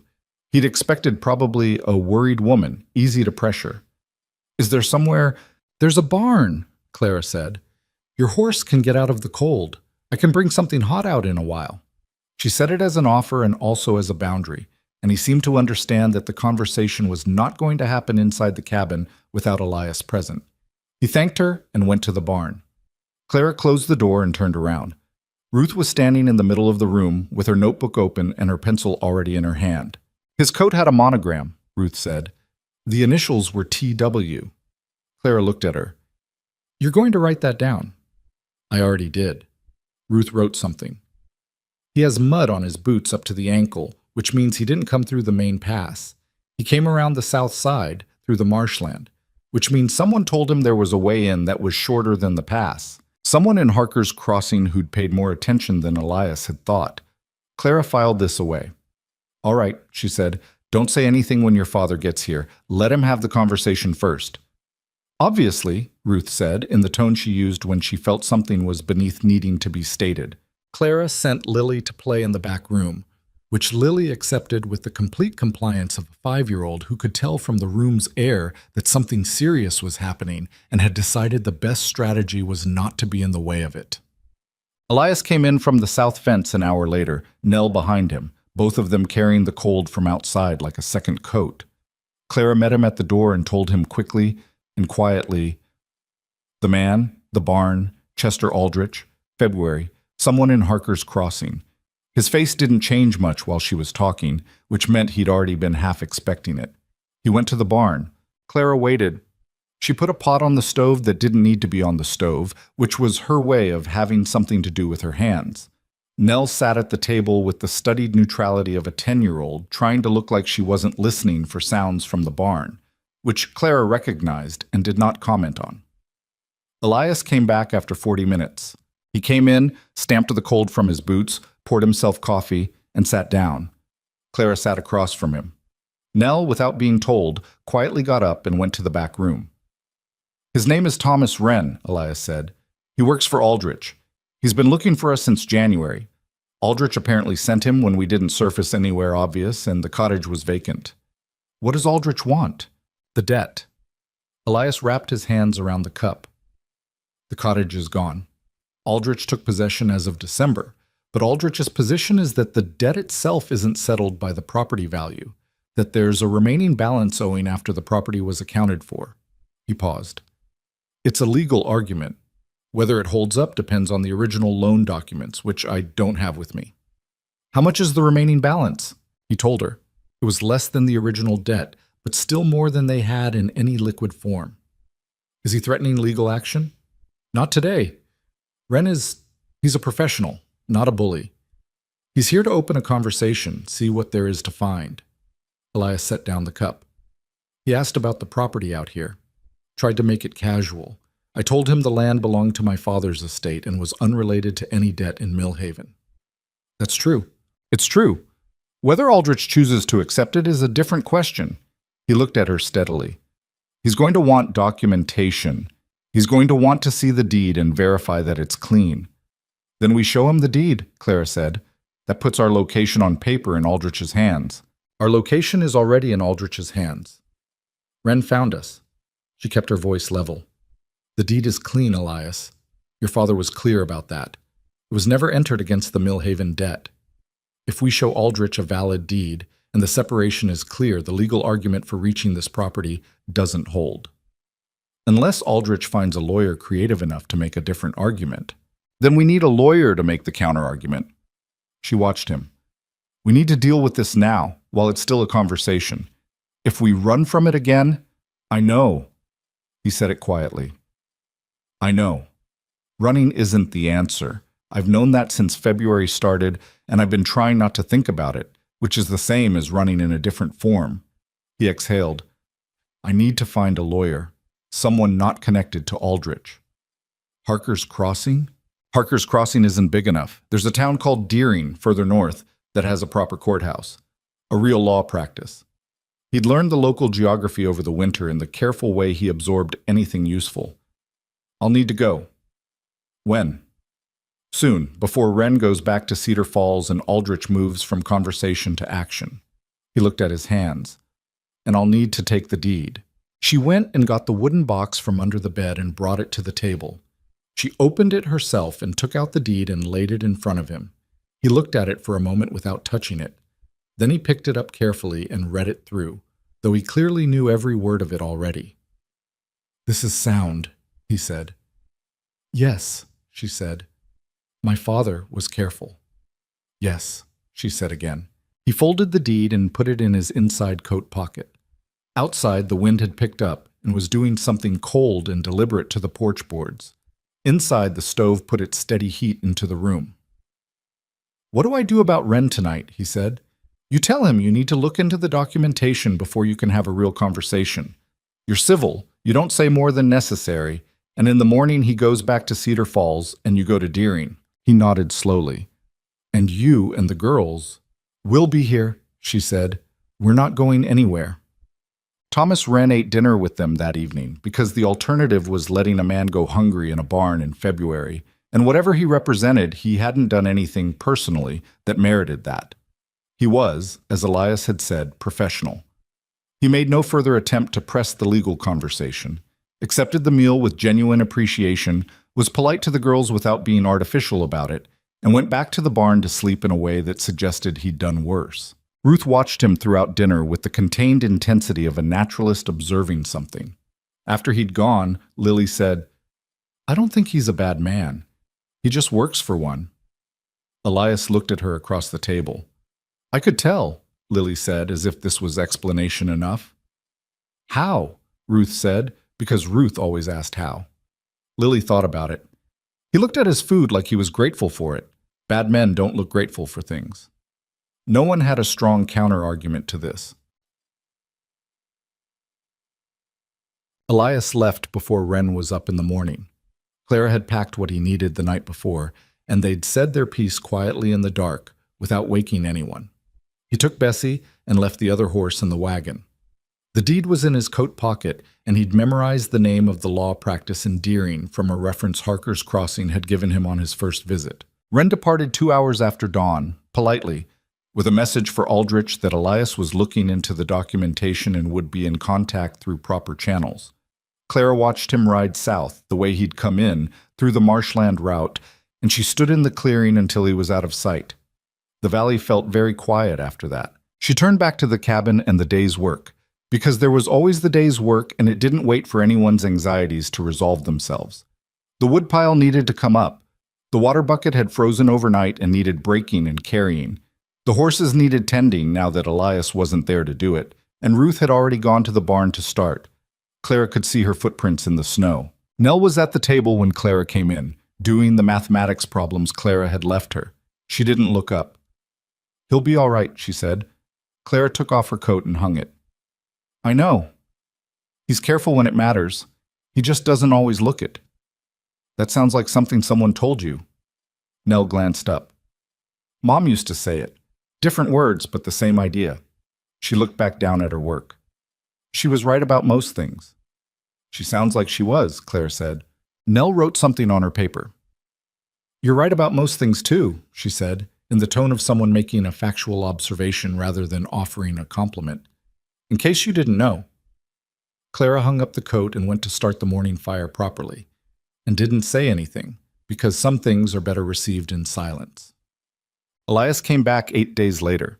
He looked tired in the bone-deep way of a man who'd ridden hard in cold weather and slept poorly in strange places. And the first thing he did when he came through the door was sit down in his chair by the stove and close his eyes for about 30 seconds while the warmth came back into him. Nobody said anything during those 30 seconds. Even Lily, who had been talking about something the moment the door opened, let it go. Then he opened his eyes and looked at Clara. "The deed is clean," he said. "The lawyer in Deering, a man named Pollard, good man, sharp, he went through it line by line. The Millhaven property and this land are legally separate. Always have been. Gareth registered the valley deed years before the Millhaven debt existed, and there's no instrument anywhere that connects the two. And Aldrich's remaining balance claim? Pollard says it depends on what the original loan agreement says about property versus personal liability. He thinks Aldrich's position is weak. The loan was secured against the property, and the property has been surrendered. There may be a legal argument for a remaining personal debt, but it's not a strong one, and a judge in this jurisdiction would look at it skeptically." He paused. "Pollard is going to write a letter to Aldrich's legal representation, a formal response that makes the situation clear. If Aldrich wants to pursue it in court, he can, but Pollard's view is that he won't. It costs money to litigate, and the amount in question doesn't justify it against a defendant who settled on valid land with clean title." "So it's over?" Nell said. She'd been listening from the table with the mathematics abandoned. "Might not be entirely over," Elias said. "Aldrich could still push, but the legal ground isn't in his favor, and men like Aldrich generally aren't in the business of spending money on fights they don't expect to win." He looked at Nell, then at Clara. "Pollard thinks we'll hear something in spring, probably a letter withdrawing the claim in exchange for an agreement not to pursue them for improper collection efforts." Clara let herself breathe out in a way she'd been putting off for 8 days. She felt it in her chest, that release, the specific physical sensation of something that had been tensed for a long time letting go. "Good," she said. "It's not free," he said. Pollard's fee was... He named it. It was manageable. More than comfortable, but manageable. She nodded. They had the means to be manageable. They had the means because of a seam of silver in a hillside that only the two of them knew about, and they'd used a small part of it for exactly this, to protect what they'd built. That was what he'd said it was for. She thought Gareth Boone would have found the use appropriate. Spring came slowly to the valley as if it wasn't entirely sure it had the right address. There was a week in March that felt like spring, and then 2 weeks that felt like winter had changed its mind, and then a slow, reluctant warming through April that made promises it kept only partially. By May, though, the promises held. The river came up with snowmelt from the mountains and ran fast and loud for 3 weeks, and then settled back to its regular self. The clearing dried out, and the old furrow lines that Clara had noticed in November became relevant again. They planted. This was Elias's knowledge, not Clara's. She'd grown up in town, and her relationship with gardening was theoretical.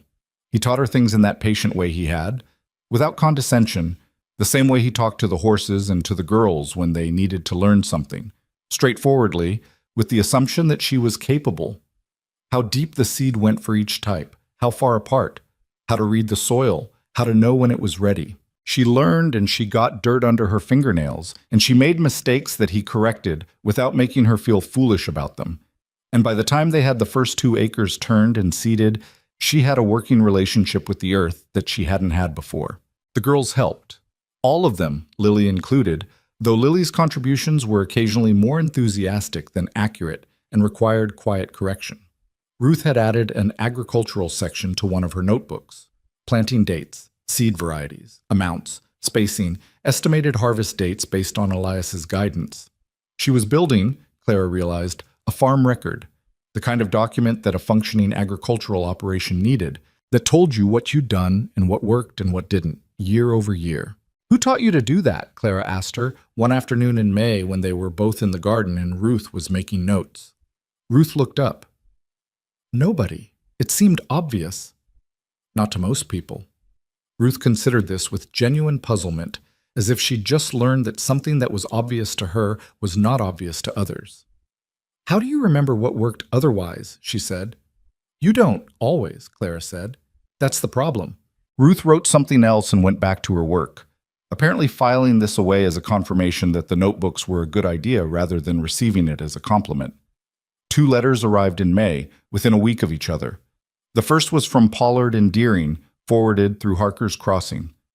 Aldrich's legal representation had responded. The Millhaven debt was formally closed. The Valley property was acknowledged as separate and uncontested. There would be no further contact.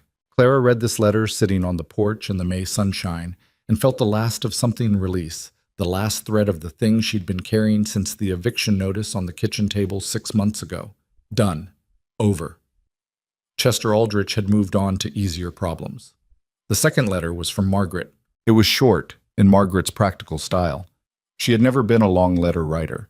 It said she was well, that the winter had been hard, that she'd heard from Dorothy Hale that Clara had been spoken of at the last quilting circle in terms that Margaret described as revised, which was as close to saying the town had changed its mind about something as Margaret would get. She asked if Clara was happy. She asked after the girls. She signed it, "Your sister, who was right to trust you." Clara read this one twice. Then she folded it carefully and put it in the wooden box, next to Gareth's letter and beneath the deed, which was the safest place she knew. The summer was hard and good in the alternating way that summers on working land always were. Days that went from before dawn to after dark, with the animals and the garden and the 100 small repairs that warm weather permitted and cold weather had prevented. The roof corner got properly done in June. The barn got new boards along the south wall in July. The porch was fully rebuilt in August, both Elias and Nell working on it across 3 days, Nell handing nails and holding boards and asking questions that Elias answered without shortchanging them. The garden produced. Not as much as they'd hoped in every category. The squash came in thin, the beans overtook everything else, the corn was late. But enough. More than enough for winter stores when added to what they could buy.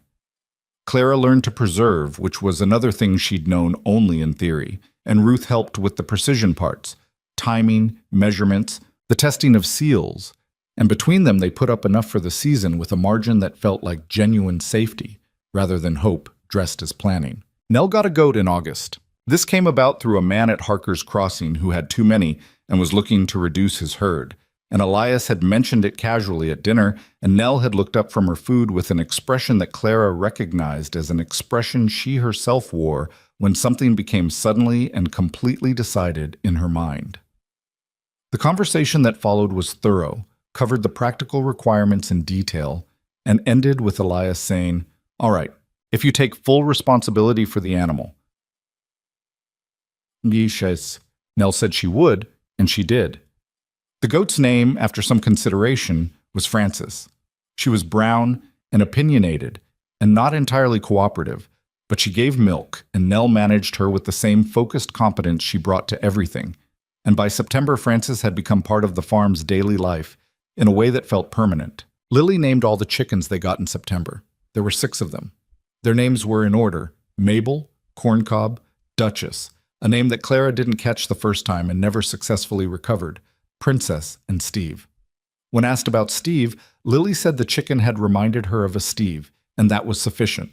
On a Thursday evening in late September, Elias came back from a walk to the south fence and sat down beside Clara on the newly repaired porch and said nothing for a while, which was usual, and then said, "I've been thinking about my father." "What about him?" she said. "About why he never came back." He looked at the tree line, the mountains behind it going soft in the evening light. He had this all those years. He knew it was here, and he stayed in Millhaven, and he made his life there. I used to think it was because he'd put down roots and couldn't leave, but now I don't think that's it. He paused. I think he stayed because he was afraid of what he'd become if he came back to this, that having it would change him into someone he didn't want to be. Clara thought about this. But he left it to you. He left it to me for the moment when I needed it most, which is different from leaving it for someone who wanted it. He looked at his hands. He knew the difference between a man who needed a lifeline and a man who'd come to take something. He thought I'd know the same difference when the time came. Did you? He was quiet for a moment. I like to think so. I hope so. He looked at her. We've used what we needed. We've built something real. The farm is going to carry itself next year. I actually believe that. The livestock, the garden, the land. It can sustain us without the silver. Yes, she said. So we stop. He said it simply. We stop taking from the hill.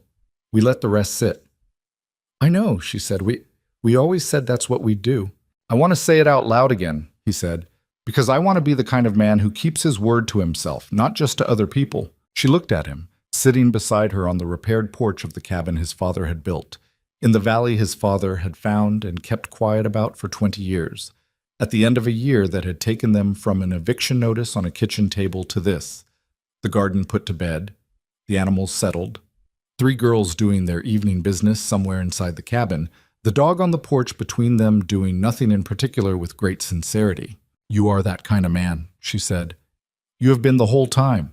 You're just the last one to know it. He didn't answer that. He didn't need to.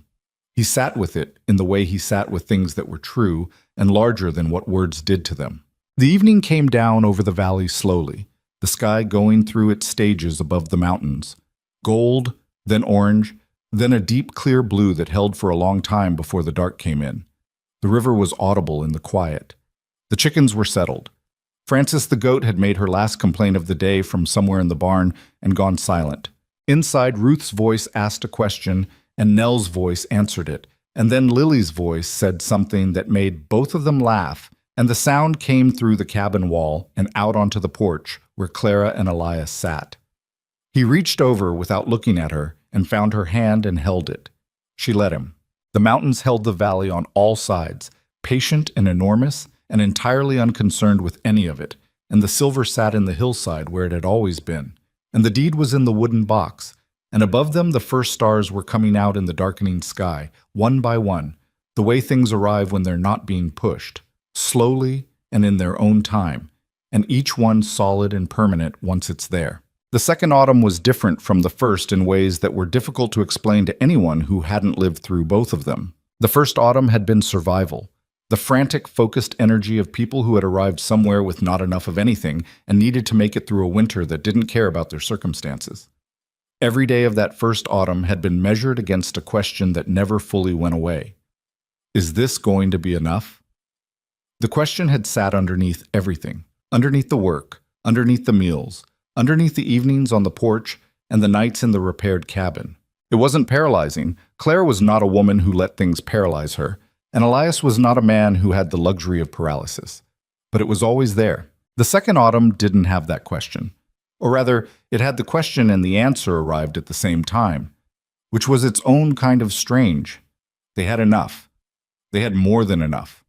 The garden had produced past what Clara's most optimistic calculation had projected.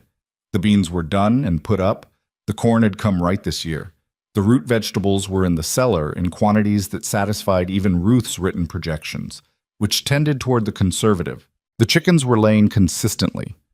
Frances the goat had surprised everyone in August by producing a kid, which Nell had delivered herself in the barn at 2 a.m. with a composure that left Clara slightly awed, and there were now 2 goats contributing to the household. Elias had spent September looking at the farm the way a man looks at something he built himself when it's finally doing what he built it to do. Not proud in a loud way. That wasn't him. Quiet. Settled.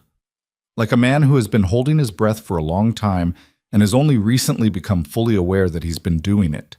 "We could take on more land," he said one evening, looking at the map he'd sketched of the property over the year. "The east section, past the river. It's ours by the deed, but we haven't cleared it. 50 acres or more there, probably." "Do we need it?" Clara said. He thought about this honestly, rather than automatically. "Not yet," he said. "Then it waits," she said. "Like everything else that's waited." He folded the map. "You're right." "I know," she said, which made him look at her with the expression he reserved for moments when she'd said something that surprised him into almost smiling. They had not taken any more silver from the hillside since the previous September, when Elias had made that declaration on the porch, and meant it. The farm stood on its own. It was not prosperous in any visible way.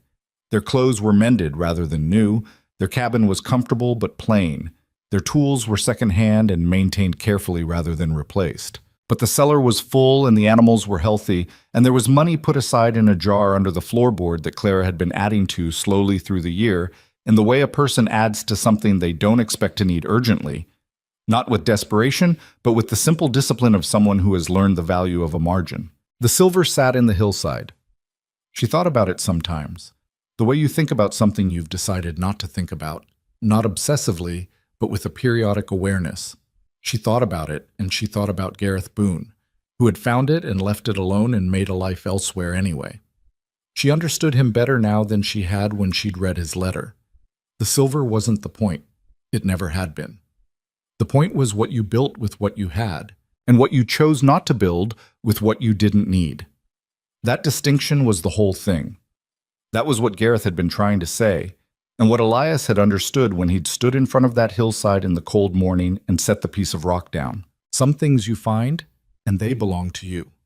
Some things you find, and you belong to them.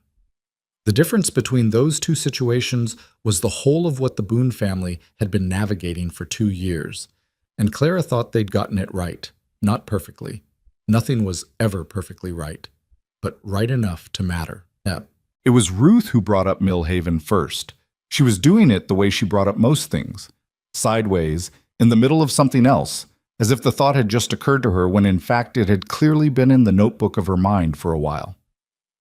They were at breakfast in October and she said, without looking up from her food, "We need supplies before winter, real supplies, not just from Harker's Crossing." "Harker's Crossing has what we need," Elias said. "Harker's Crossing doesn't have winter fabric in the weight we need, or proper boot nails, or the kind of canning lids that don't rust through." She said this with the authority of someone who had been tracking what rusted and what didn't for 2 years. "The nearest town with a proper general store is—" She looked up. "Millhaven." Silence at the table. Not uncomfortable exactly. More like the silence that settles when something that's been in the room for a while gets finally named. Lily was looking at her eggs. Nell had gone still with that careful stillness of hers. Elias was looking at Ruth with the expression he wore when he was deciding whether to be impressed or cautious. "Millhaven is most of a day's ride," he said. "I know," Ruth said. "I've done the calculation. If we leave early and don't stop unnecessarily, we can be there by midday and back by dark if the weather holds." "That's ambitious," Clara said. "The alternative is inadequate canning lids," Ruth said. Another silence. Then Lily said, "I want to see Margaret," Clara's sister. "She sends nice letters." Elias looked at Clara across the table. Clara looked back at him. The question between them wasn't whether they should go. It was whether they were ready to go, which was a different question and a harder one, and they both knew it. "All right," Clara said. They went on a Wednesday in the second week of October, all 5 of them. Biscuit left at home with Francis and the chickens, and the unspoken understanding that Biscuit took farm security seriously. The morning was clear and cold, the kind of October day that looked like winter trying on a costume. Bright enough to be deceptive, cold enough to mean it. Clara had thought she might feel something particular as they came back through the pass. Some mix of things. The leaving and the returning. The difference between who they'd been when they went through it the first time and who they were now. She'd had, privately, a small dramatic expectation about this moment. What she actually felt coming through the pass and down the other side was cold. Her back was stiff from the wagon seat. Lily had fallen asleep against her shoulder and was heavy and warm and slightly damp in the way of sleeping children, which was pleasant in some ways and limiting in others. The road was the road. She thought about this, and then she thought about how that was probably right. You don't feel the distance you've covered when you're in the middle of it. You feel it later, if at all. The road to Millhaven opened up as the mountains fell away behind them, and the familiar country of the valley floor returned. Farms, fences, fields in their autumn state, stripped and resting. She recognized a fence line, a particular bend in the creek, the stand of cottonwoods at the edge of the Hennessy property that she'd passed every day for 7 years without registering as anything except part of the road. Lily woke up when the wagon hit a rut and sat up straight and looked around. "Are we here?" she said. "Almost," Clara said. "Does it look the same?" Clara looked at the road, the fields, the cottonwoods. "Yes," she said, "mostly." "But we're different," Lily said, with the certainty of a 6-year-old who has been paying attention to life in the way adults sometimes stop bothering to. "Yes," Clara said, "we're different." They came into Millhaven proper before noon. Clara had been wrong earlier about not feeling anything. The feeling arrived when she saw the main street, not all at once, but in pieces. The way it always came, recognition layered over recognition. The general store, which had a new sign but the same hitching post, the livery on the corner, the building that had been the bank and appeared to still be the bank. The schoolroom, its door closed, and her own absence from it made visible by the closed door, by whoever was or wasn't inside. People noticed them. This was perhaps the thing she'd been least prepared for. Not that they'd be noticed, she'd known they'd be noticed, but the specific quality of the noticing. It started before they'd fully stopped the wagon. A woman outside the dry goods store looked up. A man crossing the street slowed. 2 women standing in front of the seamstress's shop turned, said something to each other, turned again. Elias had seen it too. His face was neutral in a studied way. "Don't look like you're waiting for something," Claire said quietly, for both of them. "I'm not," he said. "I know. Don't look like you are." He almost smiled. "Right." She helped Lily down from the wagon and took her hand, and they went to the general store first because that was what they'd come for, and the practical purpose was the steadiest ground available. The man behind the counter was Harold Getz, who had run the general store for as long as Clara could remember, and who had the quality of a man who had seen most things and chosen not to be astonished by them. He looked up when they came in. His face went through something, recognition, surprise, recalibration, in about 3 seconds, and then he said, "Miss Whitmore, Mrs. Boone, welcome back." He said it carefully, which meant he knew enough to be careful. "Mr. Getz," Clara said, "we need a few things." She gave him the list. He read through it. Ruth's list, which was thorough and specific, organized by category, with alternative specifications for items that might be out of stock noted in the margin. And he raised his eyebrows once at the quantity of canning lids and said nothing about it. While Getz assembled the order, people came into the store. This was partly coincidence and partly not. Word traveled fast in Millhaven, and always had. And the Boone wagon on the main street was the kind of news that brought people past windows and occasionally through doors. Clara was aware of it. She didn't acknowledge it directly. She checked items against Ruth's list and asked Getz sensible questions about availability and price and let the rest of it be what it was. She heard at one point someone say her name just outside the store door. She didn't turn. Elias was at the far end of the counter looking at tool supplies. He was doing what he always did when he was observed. Nothing, exactly, just being himself without embellishment or apology, which was more effective than most things.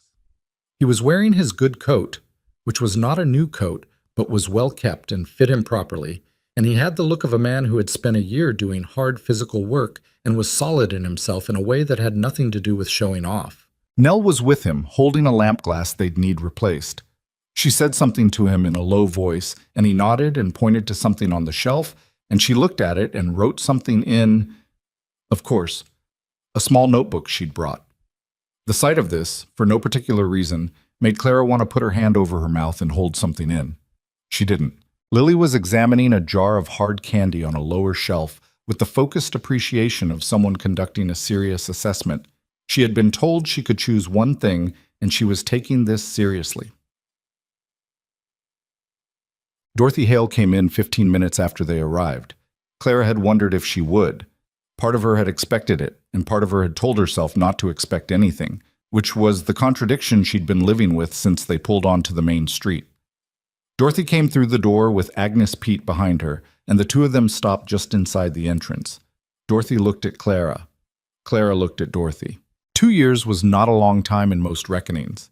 But Clara had spent those 2 years in a way that had changed her internal landscape in ways that didn't show on the outside, at least not loudly, and she found that looking at Dorothy Hale was not the experience she'd been bracing for. She didn't feel the old irritation, or the old defensiveness, or the complicated knot of caring and pretending not to that had characterized most of her interactions with Dorothy for the better part of a decade. She felt mostly a kind of clear-eyed neutrality. Dorothy was a woman who had made herself significant by managing other people's opinions of each other, and she had done this so long and so consistently that she'd probably lost track of whether it was a choice. That was sad in its own way. Clara had never thought of it as sad before. "Clara," Dorothy said. "Dorothy," Clara said. Dorothy looked at her for a moment with something working in her expression that Clara couldn't fully read. Not quite guilt, not quite curiosity, not quite the particular brand of avid interest that was Dorothy's usual mode. Something more complicated than any of those. "You look well," she said finally. This was apparently the most available thing. "I am well," Clara said. "How are you?" "The same." Dorothy's eyes moved, to Elias at the other end of the counter, to the girls, to Lily, who had picked her piece of candy and was now looking at Dorothy with the frank, unashamed curiosity of a 6-year-old who has not yet learned to make her assessment invisible. "The girls have grown." "Children do," Clara said. Agnes, who had never been quite as bold as Dorothy, even in Dorothy's wake, was looking at Nell specifically. Nell was looking back with that level, contained gaze she'd inherited from her father, the gaze that gave nothing away and asked nothing in return. Agnes looked away first. Dorothy said, "Where have you been?" She said it as a genuine question, which surprised Clara slightly, because genuine questions from Dorothy were less common than the rhetorical kind. "West of the range," Clara said. "Gareth Boone's land. It came down to Elias properly." "Nobody knew about land out there." "Nobody needed to," Clara said pleasantly. Not as a rebuke, she said it without any edge at all, but as a simple statement of how it was. Dorothy absorbed this. "And you're settled? Out there?" "We are," Clara said. Another pause. Dorothy looked like a woman trying to find the angle she was used to having and not finding it, which was not comfortable for her but wasn't Clara's problem to solve. "I said things," Dorothy said finally, "when you left. I said them to people." "I know," Clara said. Dorothy stopped. This was apparently as far as she was able to go, and Clara was not going to make it easier by completing the sentence for her. Dorothy drew herself up slightly. "I was wrong, is what I'm saying." Clara looked at her. This was, she understood, a significant thing for Dorothy Hale to say, and had probably cost her something real. She didn't underestimate it, but she also didn't know what to do with it exactly, because she hadn't come back to Millhaven for accounting. She'd come back for canning lids. "Thank you," Clara said. She meant it as plainly as she said it, not warmly, not coldly, just as the acknowledgement it was. Dorothy nodded once. She and Agnes moved further into the store, and that conversation was, as far as Clara was concerned, complete. The one that stayed with her longer happened outside, after they'd loaded the wagon. She'd gone to see Margaret, which had been the other true purpose of the trip regardless of Ruth's list. Margaret lived on the edge of town in the same house she'd always lived in, tidy and practical and full of the evidence of her particular kind of life. The garden beds, the mended fence, the cat on the porch, who was old and knew it. Margaret came to the door before Clara knocked, which meant she'd seen the wagon. They stood in Margaret's kitchen and had coffee and didn't need to say much, which was how it always had been between them. Margaret asked about the girls, and Clara told her in enough detail that Margaret got a real picture. Margaret said Millhaven had been quiet. She said this in a way that meant several things at once. "People have asked about you," Margaret said, "more in the past few months than before. I think the fact of you being gone made the talking less interesting somehow." Clara thought about this. Gossip needs proximity, she said. It doesn't work as well when the subject is gone. No. Margaret turned her cup. Also, there was the matter of young Driscoll. You remember the Driscoll boy they all thought you should have married? I remember. He married a woman from Cedar Falls who is, by all accounts, quite unhappy with the arrangement and says so frequently. Margaret said it without satisfaction, just as information. Nobody has been saying the Driscoll boy was a better choice since February. Clara didn't say anything for a moment. Then she said, I wouldn't wish her unhappy. No, Margaret said. I know you wouldn't. She looked at Clara with those direct eyes that hadn't changed since they were children together. Are you happy? The question landed differently from Margaret than it would have from anyone else, because Margaret wasn't asking for the social answer. She never was. Clara thought about it honestly before she answered, the way hard questions deserved. I'm something, she said. I'm not sure happy is the right word. Happy sounds like it's just sitting there. What I have feels more like something I built with my hands, so I know where every joint is and what it took to make it hold, and I trust it because of that, because I know the work in it. She paused. That might be what happy is, actually. I'm not sure I understood it right before. Margaret looked at her for a long moment. You've changed, she said. I'd hope so, Clara said. Margaret almost smiled. It was, for Margaret, the equivalent of laughing. The girls are doing well? Better than well. Nell is... She's going to be something, Margaret. I don't know what yet, but something.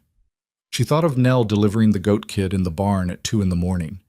Ruth keeps the farm records. She's 8. Lily reads everything she can get her hands on and makes up the rest. She paused. They're not the same children who left here 2 years ago. None of you are, Margaret said. And that was the truest thing anyone had said all day. They loaded the last of the supplies and Clara went back to the wagon. Elias was already there, checking the harness. Nell was helping without being asked. Ruth had her notebook out. She'd apparently been conducting a private price comparison between Millhaven and Harker's Crossing and seemed satisfied with her findings. People were watching from different points along the street, not gathered in a crowd, nothing that obvious, but the casual positioning that wasn't quite casual. A man outside the livery who wasn't doing anything in particular, 2 women who had found reasons to stand near the dry goods store entrance. The same town that had watched them leave was now watching them return, and the watching had a different quality to it. Clara understood the difference. When they'd left, the watching had been the satisfied attention of people who believed they already knew the end of the story. Clara Whitmore married a poor man with debts and children, and now look at her, running away into the wilderness. The ending they'd expected was a practical disaster, a return in worse condition than departure, the satisfying confirmation of what they'd predicted. This was not that. This was something they hadn't predicted and weren't sure what to do with. And the watching now had in it a question it hadn't had before. Elias helped Lily up into the wagon. He moved without hurrying, without showing off, without any of the self-consciousness that would have been forgivable and that he simply didn't have. He was the same man in Millhaven as he was in the valley, which was either the simplest thing about him or the most complex. Clara had never fully decided which. She heard a voice from across the street. Male. She didn't recognize it specifically. Calling to Elias, Boone, you're looking prosperous. It was said with a mixture of things in it, acknowledgement, some genuine surprise, and the thing underneath both of those that people had when the world hadn't gone the way they'd bet on. Not malicious. Just human.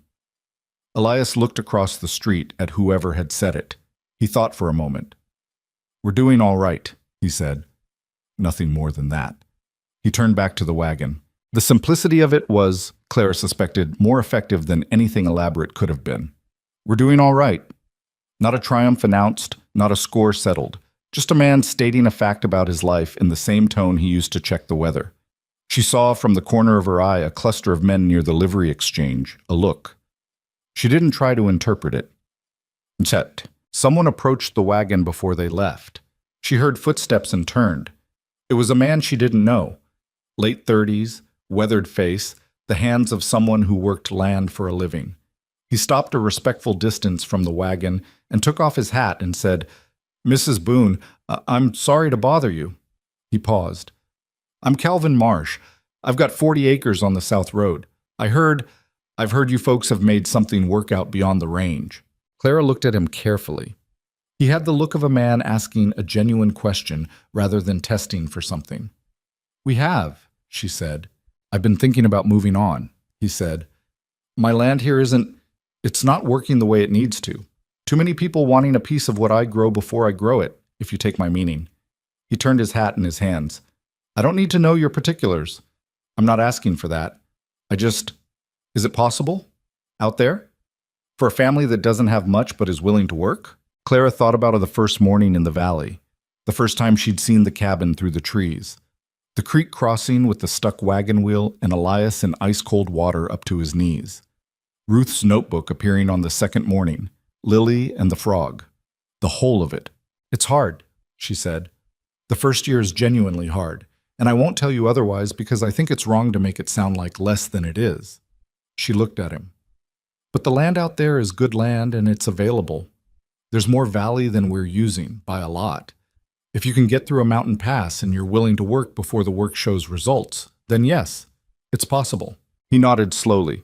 He wasn't writing any of this down, but she could see him holding it, the way people hold something they intend to keep. Could I come and see it sometime? He said, before I make any decisions. Clara glanced at Elias, who had listened to the whole exchange from the wagon seat without contributing to it, which was the right thing to do since she'd already started it. He met her eyes, a small lift of his chin. Your call. Spring would be a better time to see it than now, she said. Come in April.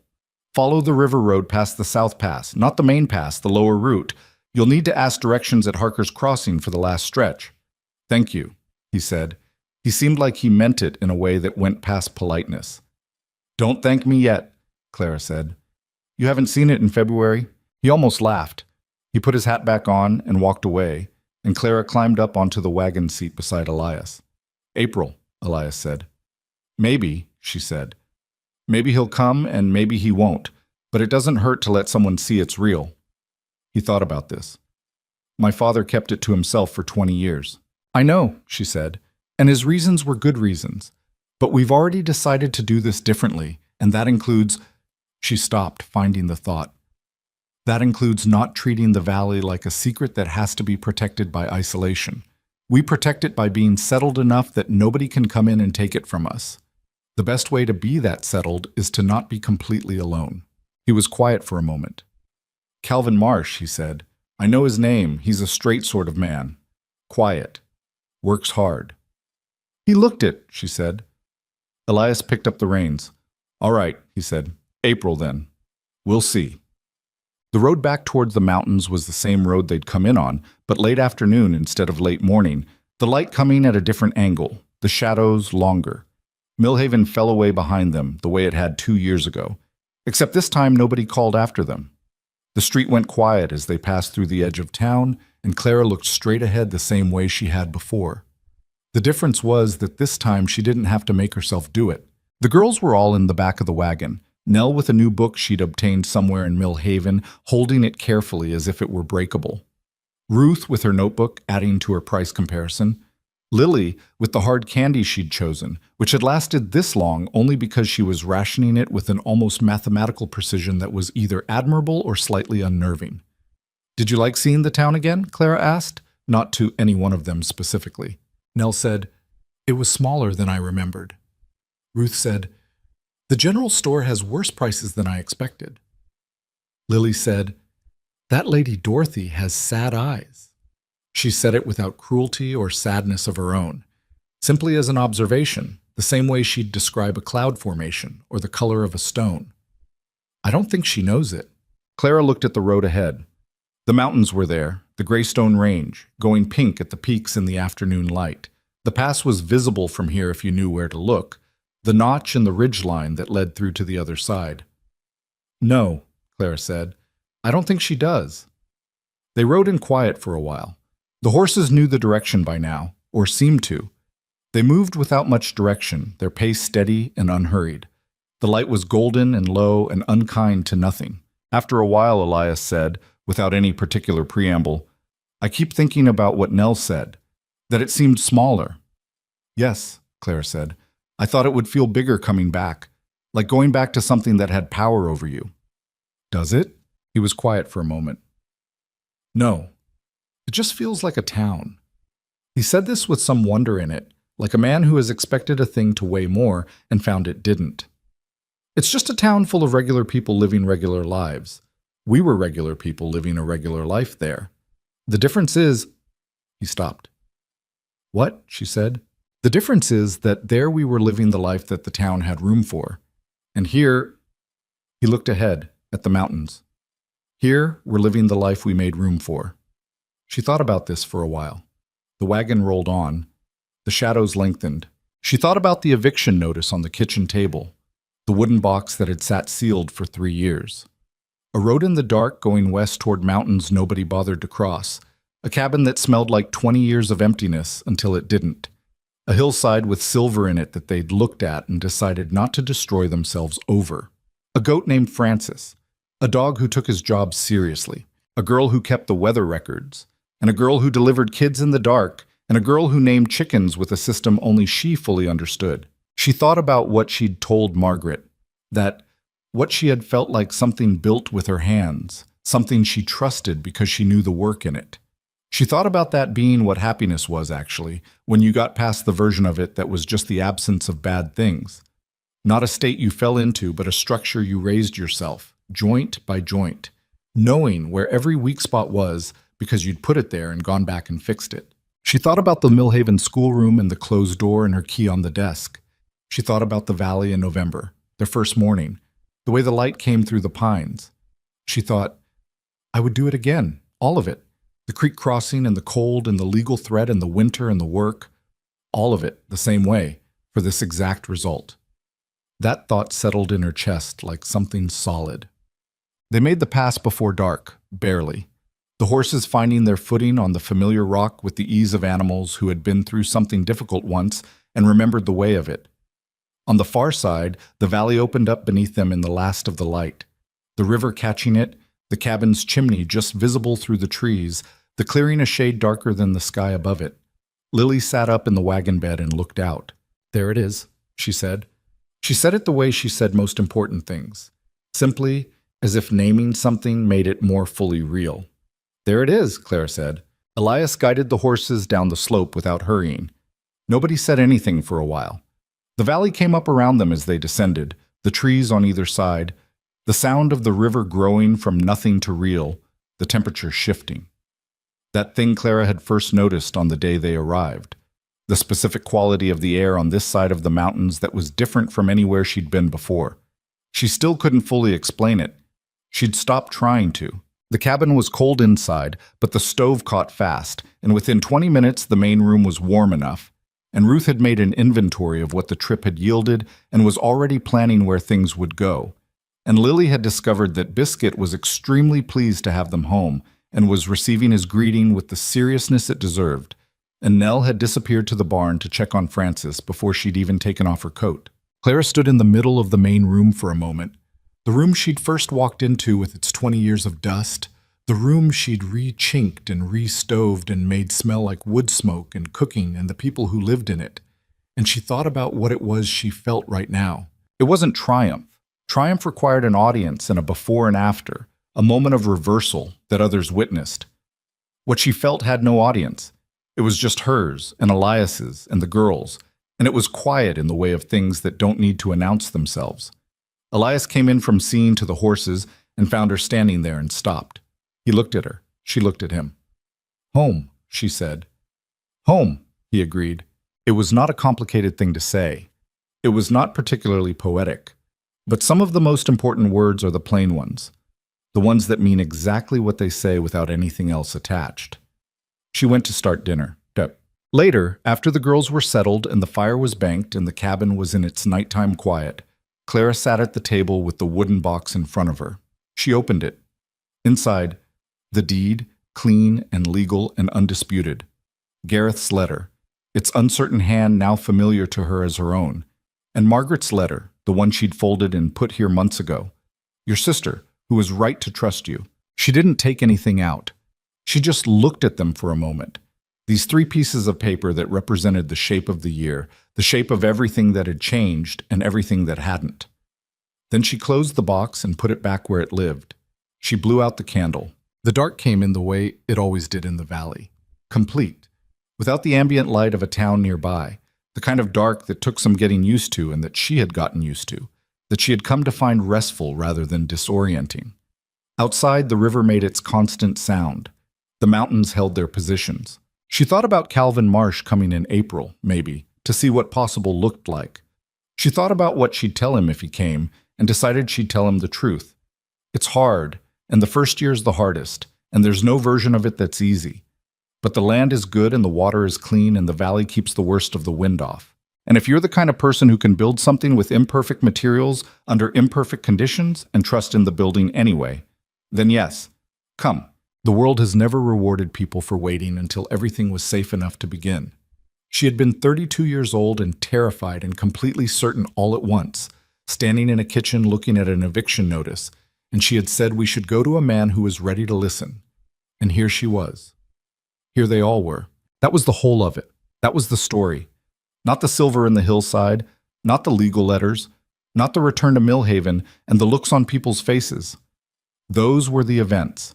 The story was the decision made in a kitchen on a Wednesday morning by two people who didn't have enough of anything except each other and three girls who needed them to try. The rest had followed from that, the way all things follow from the one thing you're willing to do when you have every reason not to. Clara lay down in the dark and closed her eyes. The valley held them in its bowl of hills, and the river ran, and the silver sat in the hillside where it had always been, and where it would remain, patient as the stone around it, waiting for a need that might never come, which was the best possible outcome for something like that. Outside, nothing moved except the wind in the pines and the river over its stones, and these sounds were not nothing. They were the sounds of a place continuing to exist whether anyone listened or not, the oldest and most reliable kind of constancy there is, the kind that doesn't need you to be grateful for it. But Clara was grateful anyway. She slept.